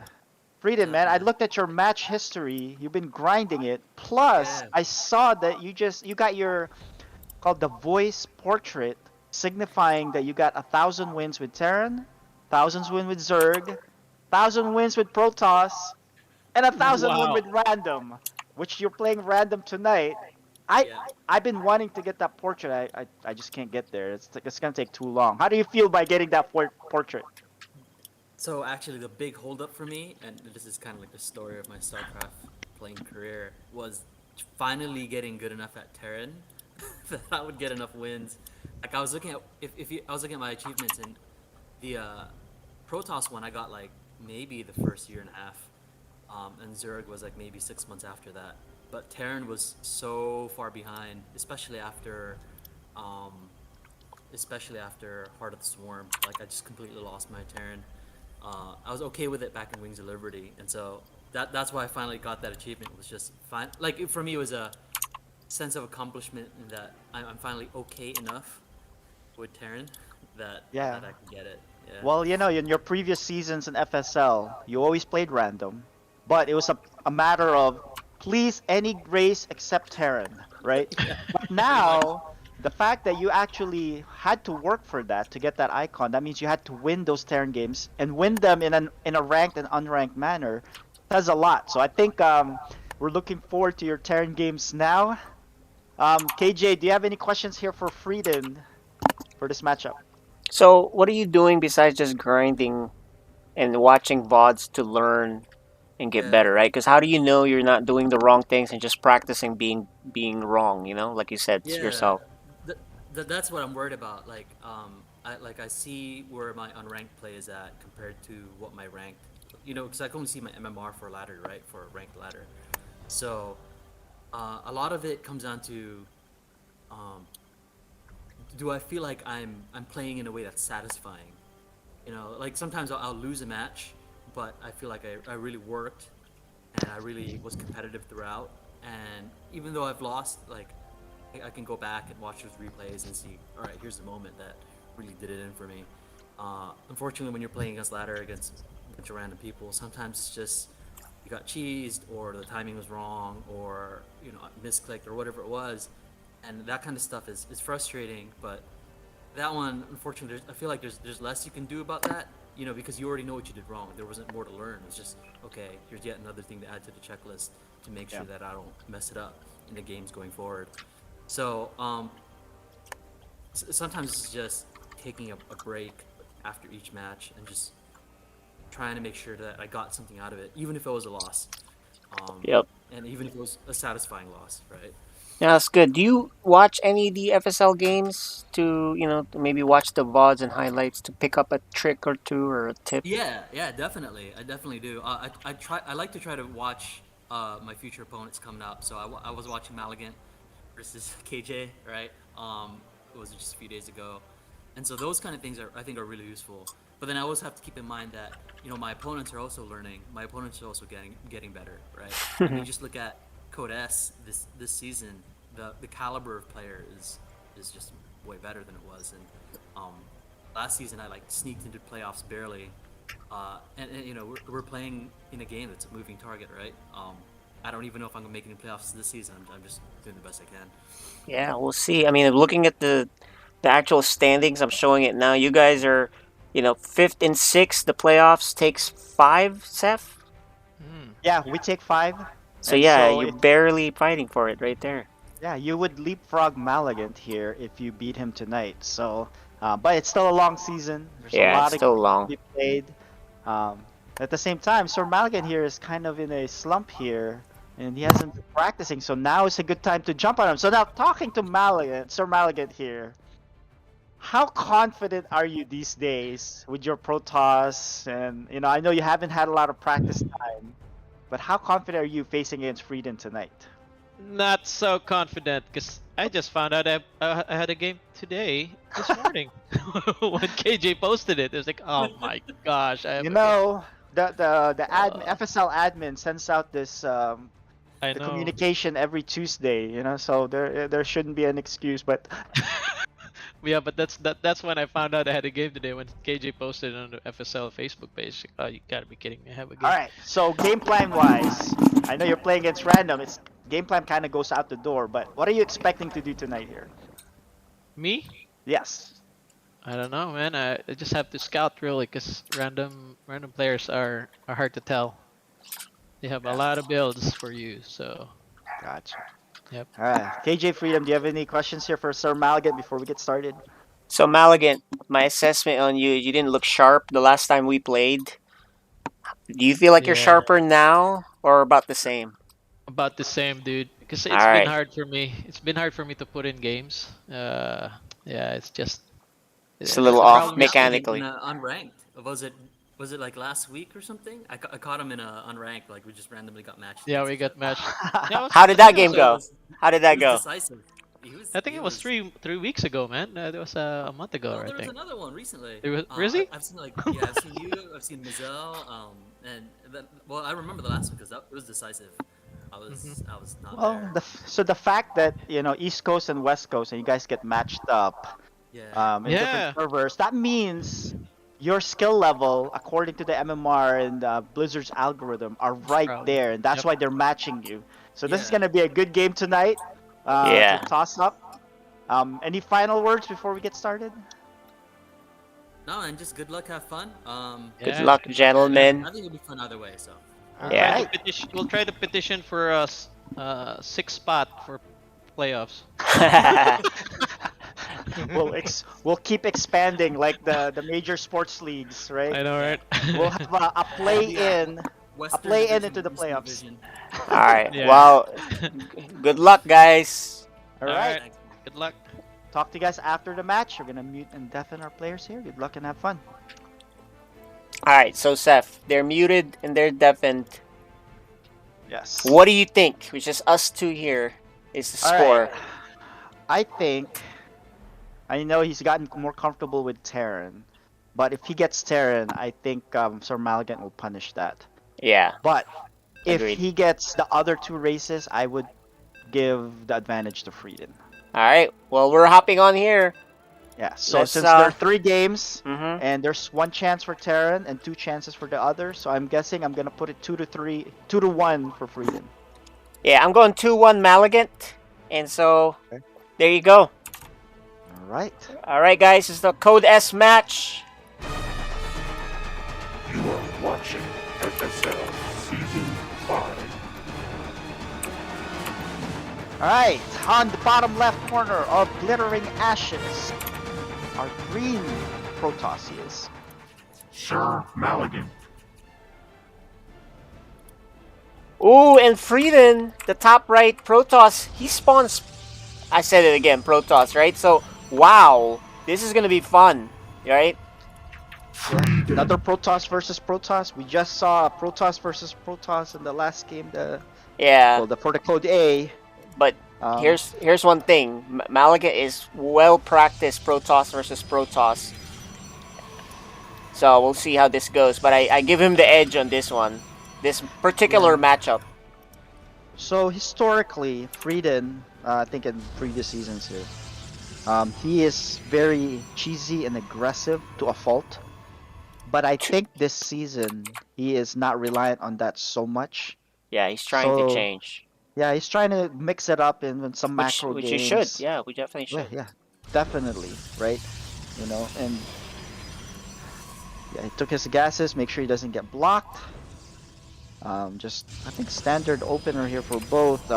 Sir Maligan opening with the double gateway, right? Let's see what Frieden does here. Should drop his. There it is. He drops his cyber. No cyber yet on the other side. As I say that, he just drops it right there. So pretty straightforward standard build here. I'm just wondering with the doubles for double gateway, will Sir Maligan get aggressive? But I don't think so, because if he was, I mean, he would make. I guess he's gonna wait for the cyber, but yeah, I think he might just go to adepts early. What do you think? He's not an adept type guy. I think he'll make stalkers, but you never know. But the thing is, I'm concerned with Frieden. He only has 1 gateway, but he does drop down the tech. Yeah, this smells DT all the way. Yeah, he loves DTs, but Malagat knows that. Oh, and look at that. He's actually going to go adept. Actually, this makes sense because you can scout and get in there.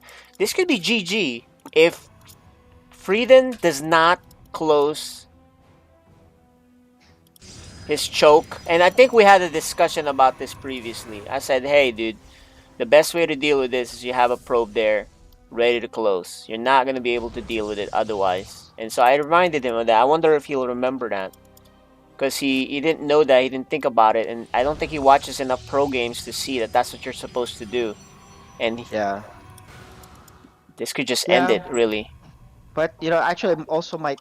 Well, yeah, depends on how Frieden handles it. Oh, he knows. He's not in position to block. He only has one stalker.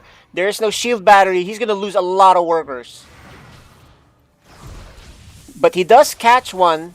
That is a big deal, because if you don't catch that, it'll kill a lot more than 4 or 5 right here. All right, you know what? It's not the end of the world. Whoa! Because, yeah, it's a good good defense. Only 4? defense there. Honestly, And I think he bungled that, Seth. Yeah, I don't think the adept shots were in sync. Right? So Yeah. the way you're supposed to do it is you Yes. focus fire on one probe at a time with the double adept, so that for each volley you kill one probe. And the Yeah. fact that he only killed 4 probes, that means it was evenly distributed among the other probes. Well, here's the thing. This is why I said he's not an adept player, right? And there you go. It shows you right there. However, his Oracle play is really good. So I expect this Oracle to get a lot, and I'm going to guess 6. What do you think? Oh, he does have Stalker back there. Nice feel, Frieden. Yeah, good thing he has time, because that's a slow warp in there. Yeah. I think it'll finish in time. He will. But, nice job with his feel here. He knows the game. No, because he did get a glimpse on it. When he sent that probe down, he got a glimpse on this Oracle. So. Oh, he saw it. Okay. Yeah, he saw it. All right. Well. And so wait, he lost the Oracle? Oh man, did. that's his. So Maligan, he said he's not sharp. There you go. I'm okay with him not being sharp with the depths. Is really not his thing. But with Oracle, I played him. He usually is really good with his control with the Oracles. So I guess that's good for Frieden, because he doesn't even have a base though yet. So he needs that second base. He's falling way behind. He is. But he is. I think he has charge already. Oh, he's gonna send charge lots, which is odd. Yeah. But he needs. I don't know if he's gonna bring the other units Man, down. of all games, this is the one he wants to DT, because there's no detection for Maligan.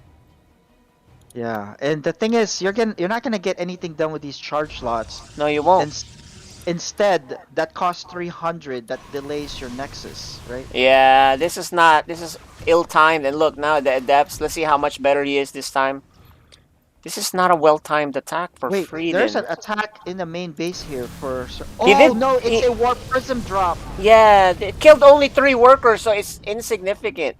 He's gonna need to recall this, or, well, there you go. He gets nothing out of it. This is a terrible start for Frieden here. Yeah, Luckily for him, the Adept control of Maligan hasn't ended the game by now. Yeah, I think he's gonna get another. Well, not even one. Right? Again, it wasn't synced up. Yeah. Attack.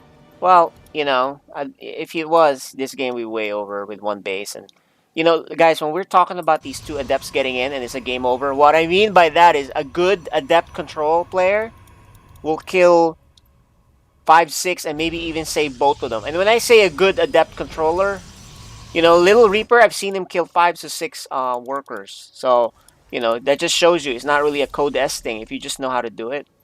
Yeah, because the Adept shade, the cooldown is not that long. So when you get up there, you can actually shade back again pretty quickly.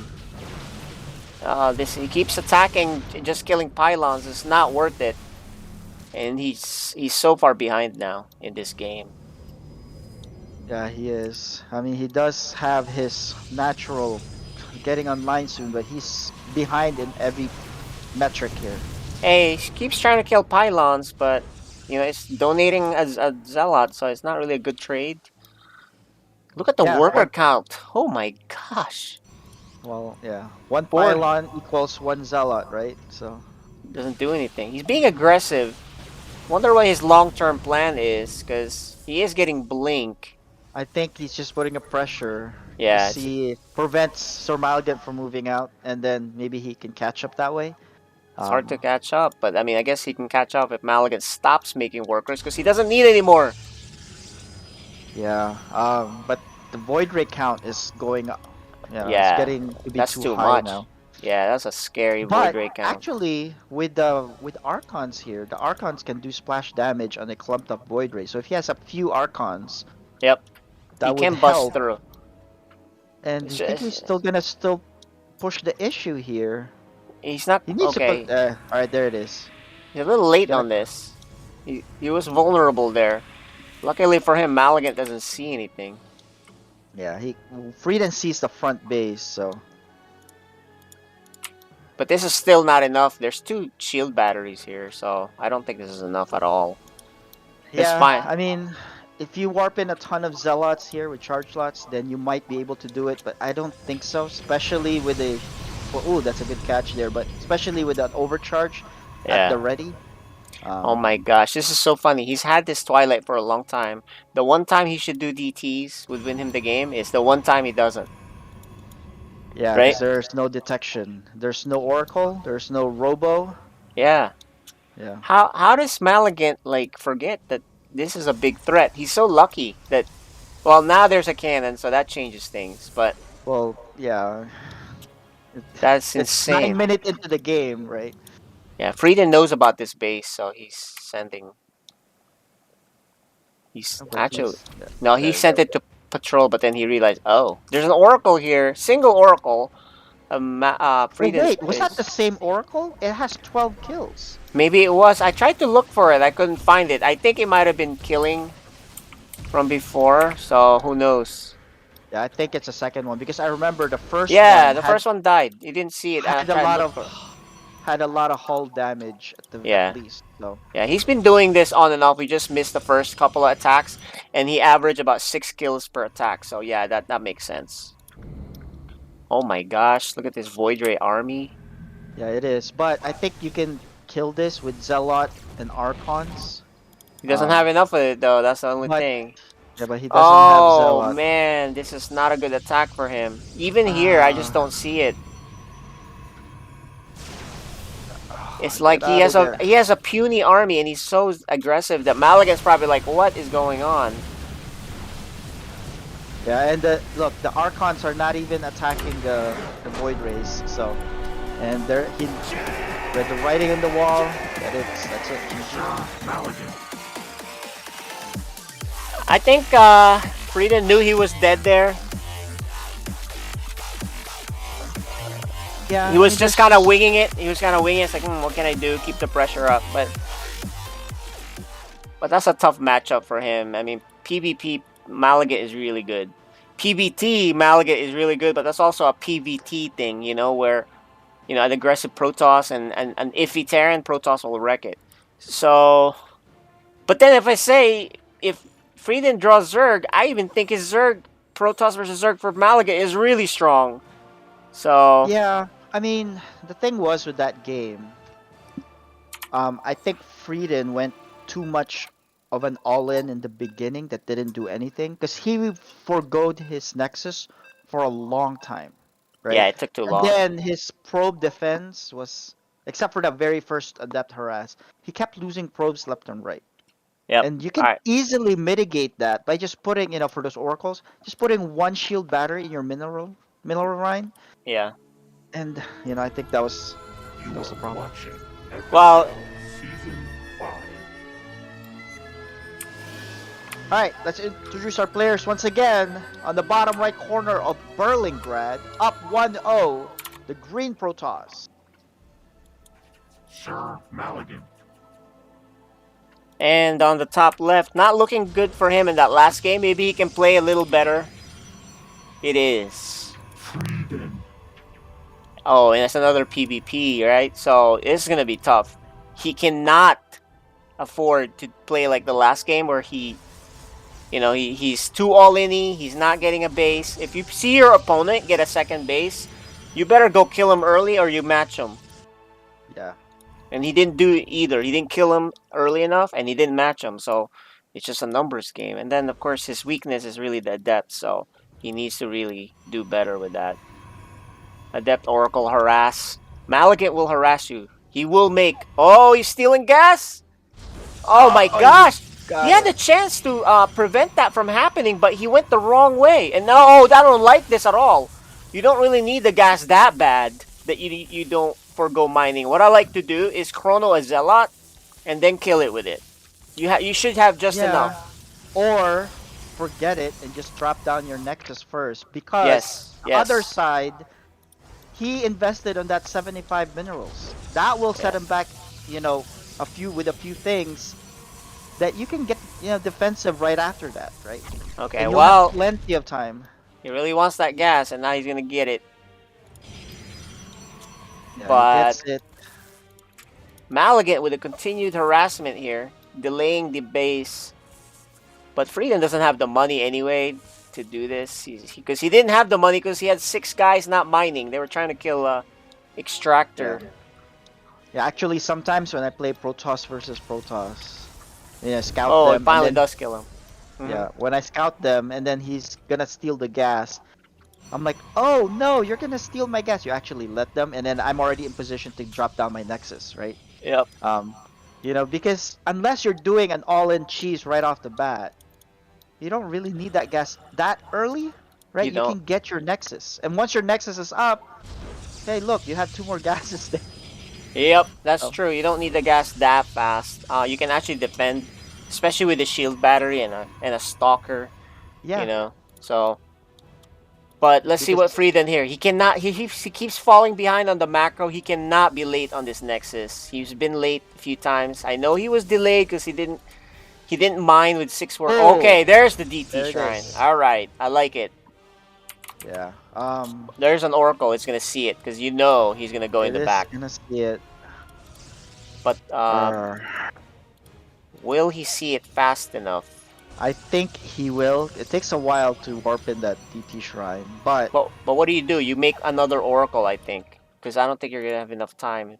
Also, that's depending on Frieden. If he puts a pylon here now, and he should, and a gateway even to get it warping him faster, maybe you get lucky. Oh, but the Oracle does spot this. Oh, he sees that there's an Oracle coming. Yeah, he clicked on this, so he should know. So he should bring his Stalker yeah, you should actually put the stalker in a position where to prevent will, it from scouting. Yeah, yeah, on this right side, shoo it on away. the- But he's right away. following. Oh man, he made a mistake. His Stalker is following, and this Oracle still hasn't seen it though, so it's really good Yeah. for him. Oh, okay, this is really good. His Oracle has not seen it. He needs to drop down a pylon. Oh, Malignant's probe is here. Okay? He has a pylon. All right, so there you go. Oh, but he's gonna get in. He does see it now. Okay, let's see the warp ins. He needs to warp in now. He's getting delayed too long here. Where's another Oracle?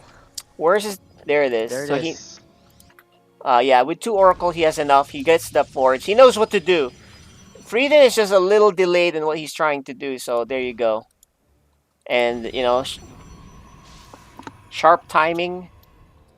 Here is. You better split this. Does the Oracle have enough? Actually, No. he's just gonna close the top. Yeah, he just closed the top completely. That's not a bad move, considering. But And he then- should have split it though. He didn't split it like he's supposed to.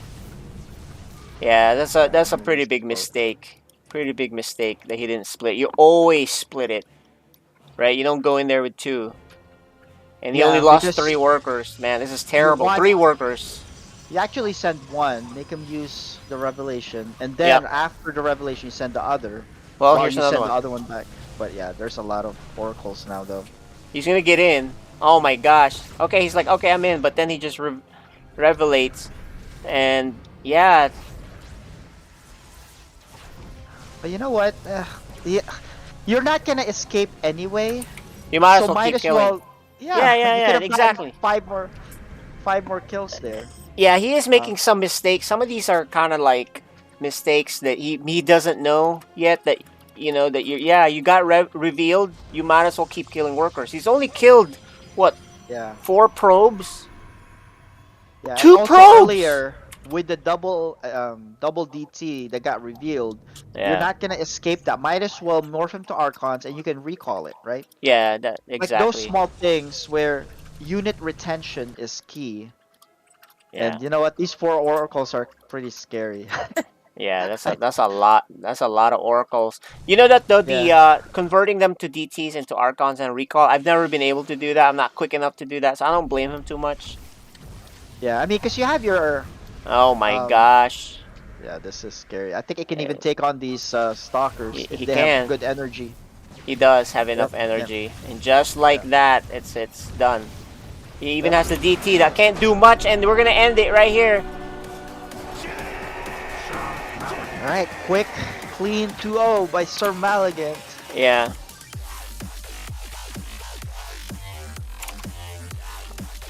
Well, he is a PvP expert at this point, so let's go talk to these guys. You guys doing okay? All right. Yep. Yeah, Yep, it's a we can hear tough you. one because he is really good PvP, Frieden, and you weren't sharp in PvP, at least from that games that I saw. Right, the last game though it was close enough, but he saw the DT shrine, and he's the type of player, Maligant. He will always scout. Like that his thing, and then his oracle will find out what you're doing. So it's really tough.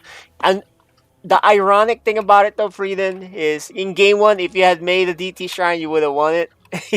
you know, so that was kind of funny how that worked out. DT, game two, he was pretty ready.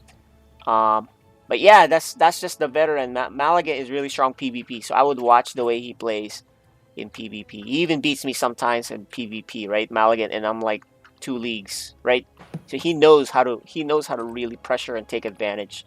So yeah, I don't really have any questions outside of Well, that so yet. yeah, my question, Frieden. So I've noticed that you really get Yeah, aggressive, not and sure if muted or what. I don't know what's going on with the oh, stream. I guess he can't hear me. Can you hear me, Frieden? He can't hear. He can't hear me. I think we've had the same problem before. He just can't hear me. Well, Or can he hear me? Oh, he didn't even hear me. Let's have him rejoin. I'm gonna move him and move him back. Can you hear us, Frieden? Hey, yeah. Okay, we just rejoined you. You may need to update your Discord. They had a patch and people are having issues. But I think you missed my whole thing that I was saying Yeah, I there. didn't hear a single thing. Okay, let me just summarize it, Seth, before we hop onto yours. Malaga is really good PvP.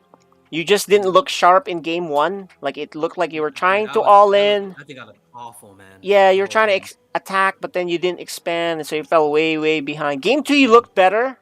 However, he Nah, saw, well, from what we saw, you were better in game two. That's a fact. Like you produced a lot more. Whether or not it's up to your standards is a different story, right? Your DT almost got there, but he scouted it, and then he was smart enough to like, you know what? I need to create 2 oracles ready for the revelation. But you didn't split your So one thing we did notice, and just really quickly, you didn't split your DTs.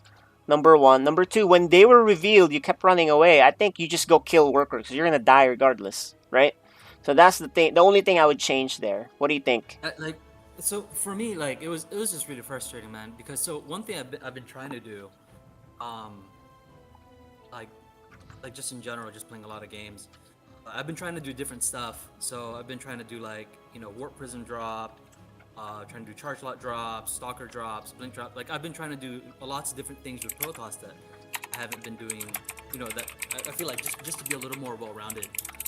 So I'm not always just going, hey, I'll just do like quick DTs. Like that's a very like I'm good at that, but I don't want that to be like the only thing. And for me, it's super frustrating because whenever I do something different, it doesn't work, and I don't know if it's just like I'm doing it badly or I'm doing it wrong, and like going back to that whole thing of sometimes I have these really satisfying games. Yeah. And I'll do that. Like I'll do something new, and it'll be like super satisfying because I'll do like a really good drop and like consider movement and base, and it feels really good. But then, yeah, I don't know if I'm just doing like the wrong thing. It's PvP or something, but it's super frustrating, man. Got it. And it just makes me feel like just one-dimensional. It's really like, upsetting for me. So I would definitely offer to help you. A second pair of eyes. I'll spot some things in there. I do that with Hurt in Time, by the way. We take a look and I was like, oh, this is what you forgot, or I wouldn't attack here because you saw this. So if I was you, I would do this. Those kind of things, and they're very minor, and it changes the game. StarCraft's a game where, it's steps. Steps 1 to 5. You screw up step 3, then you really can't do 4, 5, 6 that well. So you may have to change your plan. So it's things like that, and I know what you mean.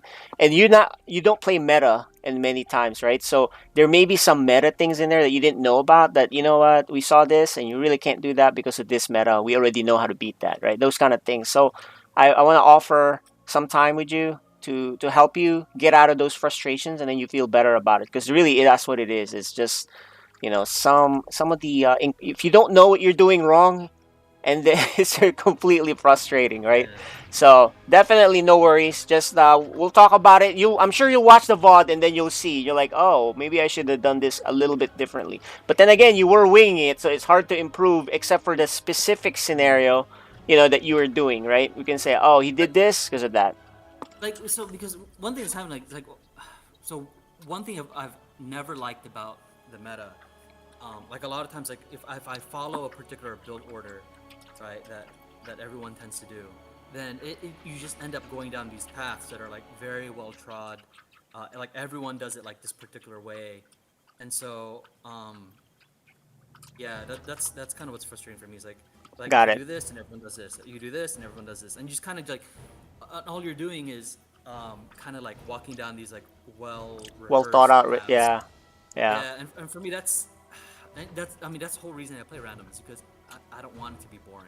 Yeah, of course, of course. No, I get you. There's a lot of players that are unconventional, and they come up with their own style. So I would watch Estrella play. He does things differently, completely differently than what you would think. I would watch Max Pax. He did things so differently, so much that people started to copy him. So you know how it is. SC2 is a copycat league. They say, "Oh, this works great. Let me copy it." Right? And so, and then Haas, we already know how Haas is. Haas will be doing all kinds of stuff. So there's a lot of creative players out there. So definitely, I'm not saying you should do all meta all the time, but there is something that is efficient to do certain things, and then also you can put your own flavor into it, your own spin. So I'm sure you'll discover that. And a session doesn't have to be, hey, dude, do this. It's more, this is my style. What do you think? How can I improve it? Right? So that's just my suggestion for you, and then that might help you a lot. Yeah, I mean, I'll give it a shot. So There you go. Seth? Yeah. Yeah, no questions. Good games. thing- There's a lot of things, but go ahead, Sir Malcolm. Yeah, one thing I can add though is that even no matter how if you perfect a build order and stuff, that's what I noticed is that even if you perfect a build order and you execute your attack poorly, then it changes the game, right? So Oh, yeah. this decision making sometimes is the big factor, even in minor engagements. That's what I noticed. Sometimes I feel like, oh, you know what, I macroed real well and I attack, and then boom, I lose all of my units. What the heck happened? Yeah. So it's all about execution sometimes, really. Even, Yeah. even if you perfect that build order. Yep. And Maligan's a tough player, believe me, and I'll help you on that. I know how to beat him. He does things weird. You gotta do things weirder. And that's what you like to do, Breeden, so I'm sure you'll enjoy it. So hopefully we can get to that state, and no worries. Yeah, I just got lucky on the last game, really, because I was able to see that Dark Shrine. I was like, oh, there's a Dark Shrine there. Well, I mean, when you can, so on the second game, I had my probe sitting off in a weird position, but maybe that worked out because I saw your Oracle coming. So yeah, I got my stalkers in position. But then once I saw you had an Oracle, I assumed that you'd see everything I had in my base sooner or later. So I was like, okay, well I gotta, change things up a bit. So I made some adjustments. But then, yeah, I mean, all you had to do was come over with oracles. Like an oracle versus a stalker is not much. So yeah, as soon as the oracles came in, I was like, all right, well, that's that. I guess for the first game, I thought I might be able to do something where this is something I can do sometimes in like ladder games or unranked matches. Is I'll scare someone enough that they sit in their base, and then I kind of like leapfrog macro. And I saw that you had tried to build that other base way off in the corner, so I caught that. So that was good, but Yeah, I was nowhere in a position to.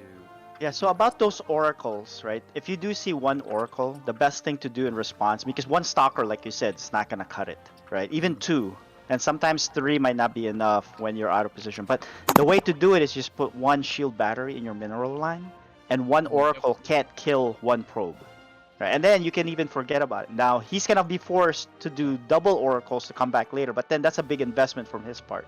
So I mean, those are small things, and when we talk about meta, that's when you find that out in the meta that Protoss versus Protoss, and you see an Oracle. You know what? Just invest that 100 on the shield battery, and you'll be fine for that one Oracle for the entire game. Instead, in the first game, and we missed it a lot too, is that one Oracle had 17 kills because it just kept coming back.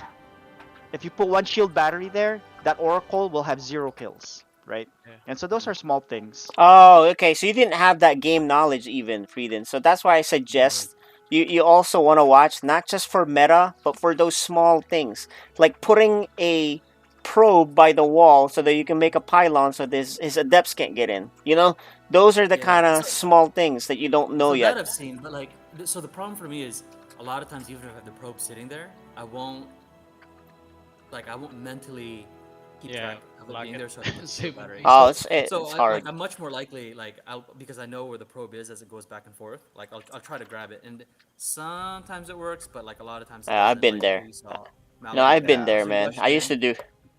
I used to do what you're doing, Frieden. I didn't want a probe sitting there. I want to be doing something. I want mining. But you know Yeah. what? If it gets in, it's gonna kill 5, 6 probes. I don't mind it Well, I keeping mean, there. so It's like a yeah, tax. It's a tax. Every I've started Protoss getting Pro around does to that. it, so I think when Yeah, he no, came right. in with he came with the 2 depths, right? I think I lost what? No, you did maybe 1. perfectly. The first time he Yeah. came in, he only Oh, killed what Yeah. 3 for One? 2, 1 maybe. I I think don't know. It so. was ridiculous. It Yeah. was like But the I most think ridiculous adept thing, But Maligan. that's I'm more ashamed of you. yeah. I think that's more attributed that Maligan didn't control them correctly because most Yeah. of the time, 75% of Protosses when they get those adepts, 2 adepts Yeah. in, Yeah, and they sync it up, then you're yeah, gonna it's lose. more so So even when It's Maligan I'm on missed the a lot of receiving shots. end, yeah, like it's I've been in so many PvPs where those adepts come in, I'm like, oh, here we go, and so it's kind of like for me that's rehearsed. Like, all right, here we go, do this with the probes, stalker, this and that. Um, yeah, and I know the other way of doing it would have been shoot a battery block, cancel it. yeah. But Sometimes I- you know what I do? If I can't handle it, I just drop a pylon and just kill it later. I'd yeah, rather lose I've the done it that way pylon. too. Yeah, Yeah, I'd rather that lose tends the to be my pylon than- reaction to like lings. Yeah. So Yep. yeah. Yeah. So I don't know. It's just a bunch of little things, man. This was kind of what I was worried about, like when I was saying before we started the match, where I'm doing a lot of games, but then yeah, I worry about like, hey, am I just practicing like the wrong thing, or am I trying to do something like weird or strange, you know? And then sometimes it's really fun. Like a lot of times I'll do strategies. At least when I'm doing unranked, I'm like, you know what? I don't care if I win or lose this. Like, it's fun for me to do, you know, this particular strategy, and I don't care. I'll just do it. Yeah, Just no, 'cause that's it's fun. And then, yeah, for me, as long as losing doesn't become so frustrating that I want to stop playing the game. yeah. Yeah. Well, that's the downside. so I wanna touch upon a couple of things there, right? I know you want to have fun. I know you want to do things your own way. You can still do things your own way, but you have to do certain things based. There are requirements. Like if you know an oracle is coming, just put a shield battery because it'll help you then and later, right? So there's number one. You're playing behind by not doing that in many games. You're playing that a big window to lose just because they get in and kill so many. Same thing with the adepts. You know, they get in. That tax, it's worth it, man. Believe it or not, just do it. Don't worry about it, and then you'll be used to it. Hold off. Will like a shield battery hold off adepts as well? No, Not if there's it's only 2. one. If there's one, it Well, won't kill. Actually, the way Sir Maligan controlled those 2 adepts, I think it would have. Look. Let's just put it this way: Maligan controlled the adepts so badly that if Little Reaper controlled the adepts, he would have killed a lot more than you, for sure. You Yeah. guys should have seen my face when I lost that depth. I was like, oh, really? Yeah, really? That was terrible. The thing about the shield battery is that it out heals the damage of 1 or 2 units. The problem with adepts is because the 2 of them sync together, that one volley will kill Kill a a probe, probe yeah. without Right giving away. the shield battery a chance. right? Yeah. And so that's why. But if it's just one Oracle, it can sit there, turn on its beams, and sit there and keep firing at it. And until the shield battery runs out, it won't kill one probe, right? So that's the thing.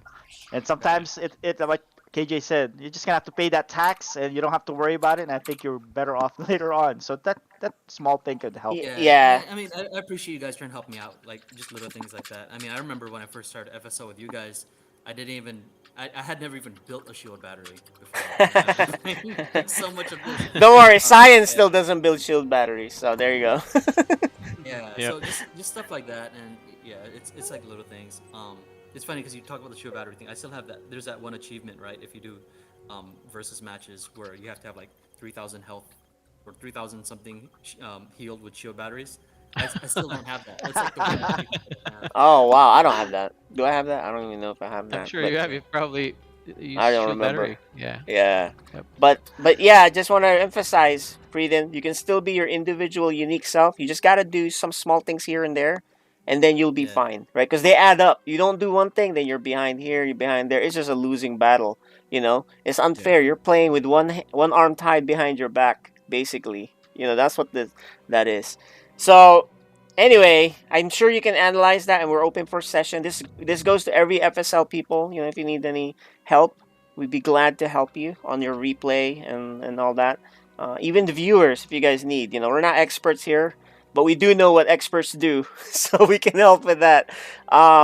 Maligant, this was a pretty elementary game for you because you had some big advantages. That's pretty much how to say it, right? You knew you were ahead. You just knew that you were comfortable. You were pretty comfortable, I think, the whole game because you just knew you were ahead, right? What do you think? Yeah, when my oracles did a lot of damage, then I knew, and then on the second game, I was like, oh, okay, so I think I got this as long as I just make sure he doesn't push into the natural. But And I was fortunate enough to spot that dark shrine just in time. Well, I was that's building crazy, a void man. ray. Yeah, I that's was building crazy. a void ray, and then I saw that, so I had to cancel void ray. I had to make the oracle ASAP because Yeah, I don't have energy. Frieden is, loves that Dark Templar. How come in game one that didn't even cross your mind that he had he had a proxy DT somewhere? Like I'm confused. Oh, that would be great. Yeah. No, that would yeah. be How correct. come? Yeah, but how come you didn't think of that whatsoever, knowing how his style? You mean me? Yeah, how come you didn't think of that whatsoever in game one, and even in game Yeah, two until you saw it? Yeah, because in game number 1, if he did proxy the DT where you didn't see it, and then he just came, it was like 8-9 minute mark. If he came in with DTs, I think you would have died there because you had no way of detection. Yeah, easy win. Yep. Easy had win no for him. detection. But anyway, like he said, he doesn't want to be reliant on DT strategies. So that's good. That's good on him to try new things. The problem is he's experimenting during FSL rather than in games and then practicing it, right? Usually you want to practice. You know what? I think that's what I felt like. There's nothing really tech coming because I saw 4 gates. Right, there was a couple gates on the top, and then you built 2 more gates on the bottom. Right, Frieden. Yeah, when I saw that with my adepts when it came in, I was like, oh, so he's going 4 gate. So that's what I felt like. Oh, there's probably no threat. There's probably some reads there that you can improve too. But anyway, look. Yeah. It was good seeing you guys again. I know it wasn't the games that you wanted to show. You did draw Protoss twice, so that kind of sucked. But I think it would have been the same if I got Terran or something else. Terran is tough.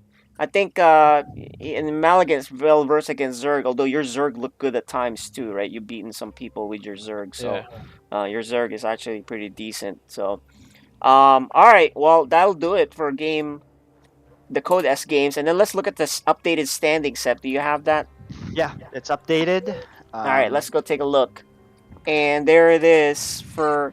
Let me refresh this screen. I think I just have to. Oh no, did it update already? I think it did. Yeah, I think it should be. Yeah, so the first game tonight was Code B, and we already talked about that, where Fenrir finished out his games, and he's gonna finish comfortably at number 1 seed. He's just gonna be waiting for the playoffs. But it's a big battle among these 4 players. 2 and 3 is still up for grabs, right? Yeah. All right, and then the other game we had was Little Reaper and The Archaic. Little Reaper still has 4 wins already under his belt, but the Archaic only has 2 because he's only played 2 games.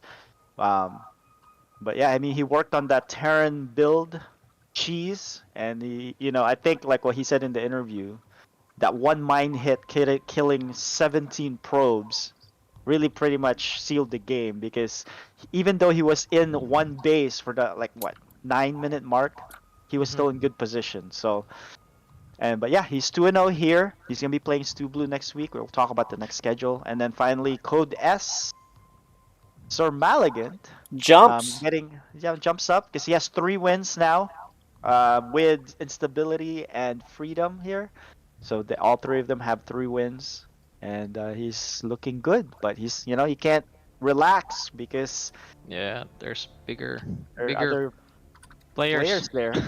Yeah, I mean, Yeah, even me. I haven't really beaten the top yeah, players yet, right? I have to because face Dark Neutrophil, yeah, Dark Menace. the 3 win players here are not Dark Menace and Neutrophil. It's because they only had 2 games and they're 2-0. So, right. So they're gonna be playing. And actually, speaking of them, if we look at their schedule, all right, we're gonna have Code S Instability playing Dark Menace Ooh. this Friday, and so this is a good skill check for where Instability is now. Oh, if Against Dark Menace. she beats Dark Menace, she's gonna jump up in rankings in my book, because Yeah, I've said definitely. this time and again. Dark Menace is the consensus #1 BCS team #1 ranking player right now. He just has to finish Yeah. it off. So Yeah. So that's gonna be our Codes game. We're gonna see the Archaic once again this Friday. This time against Stu Blue.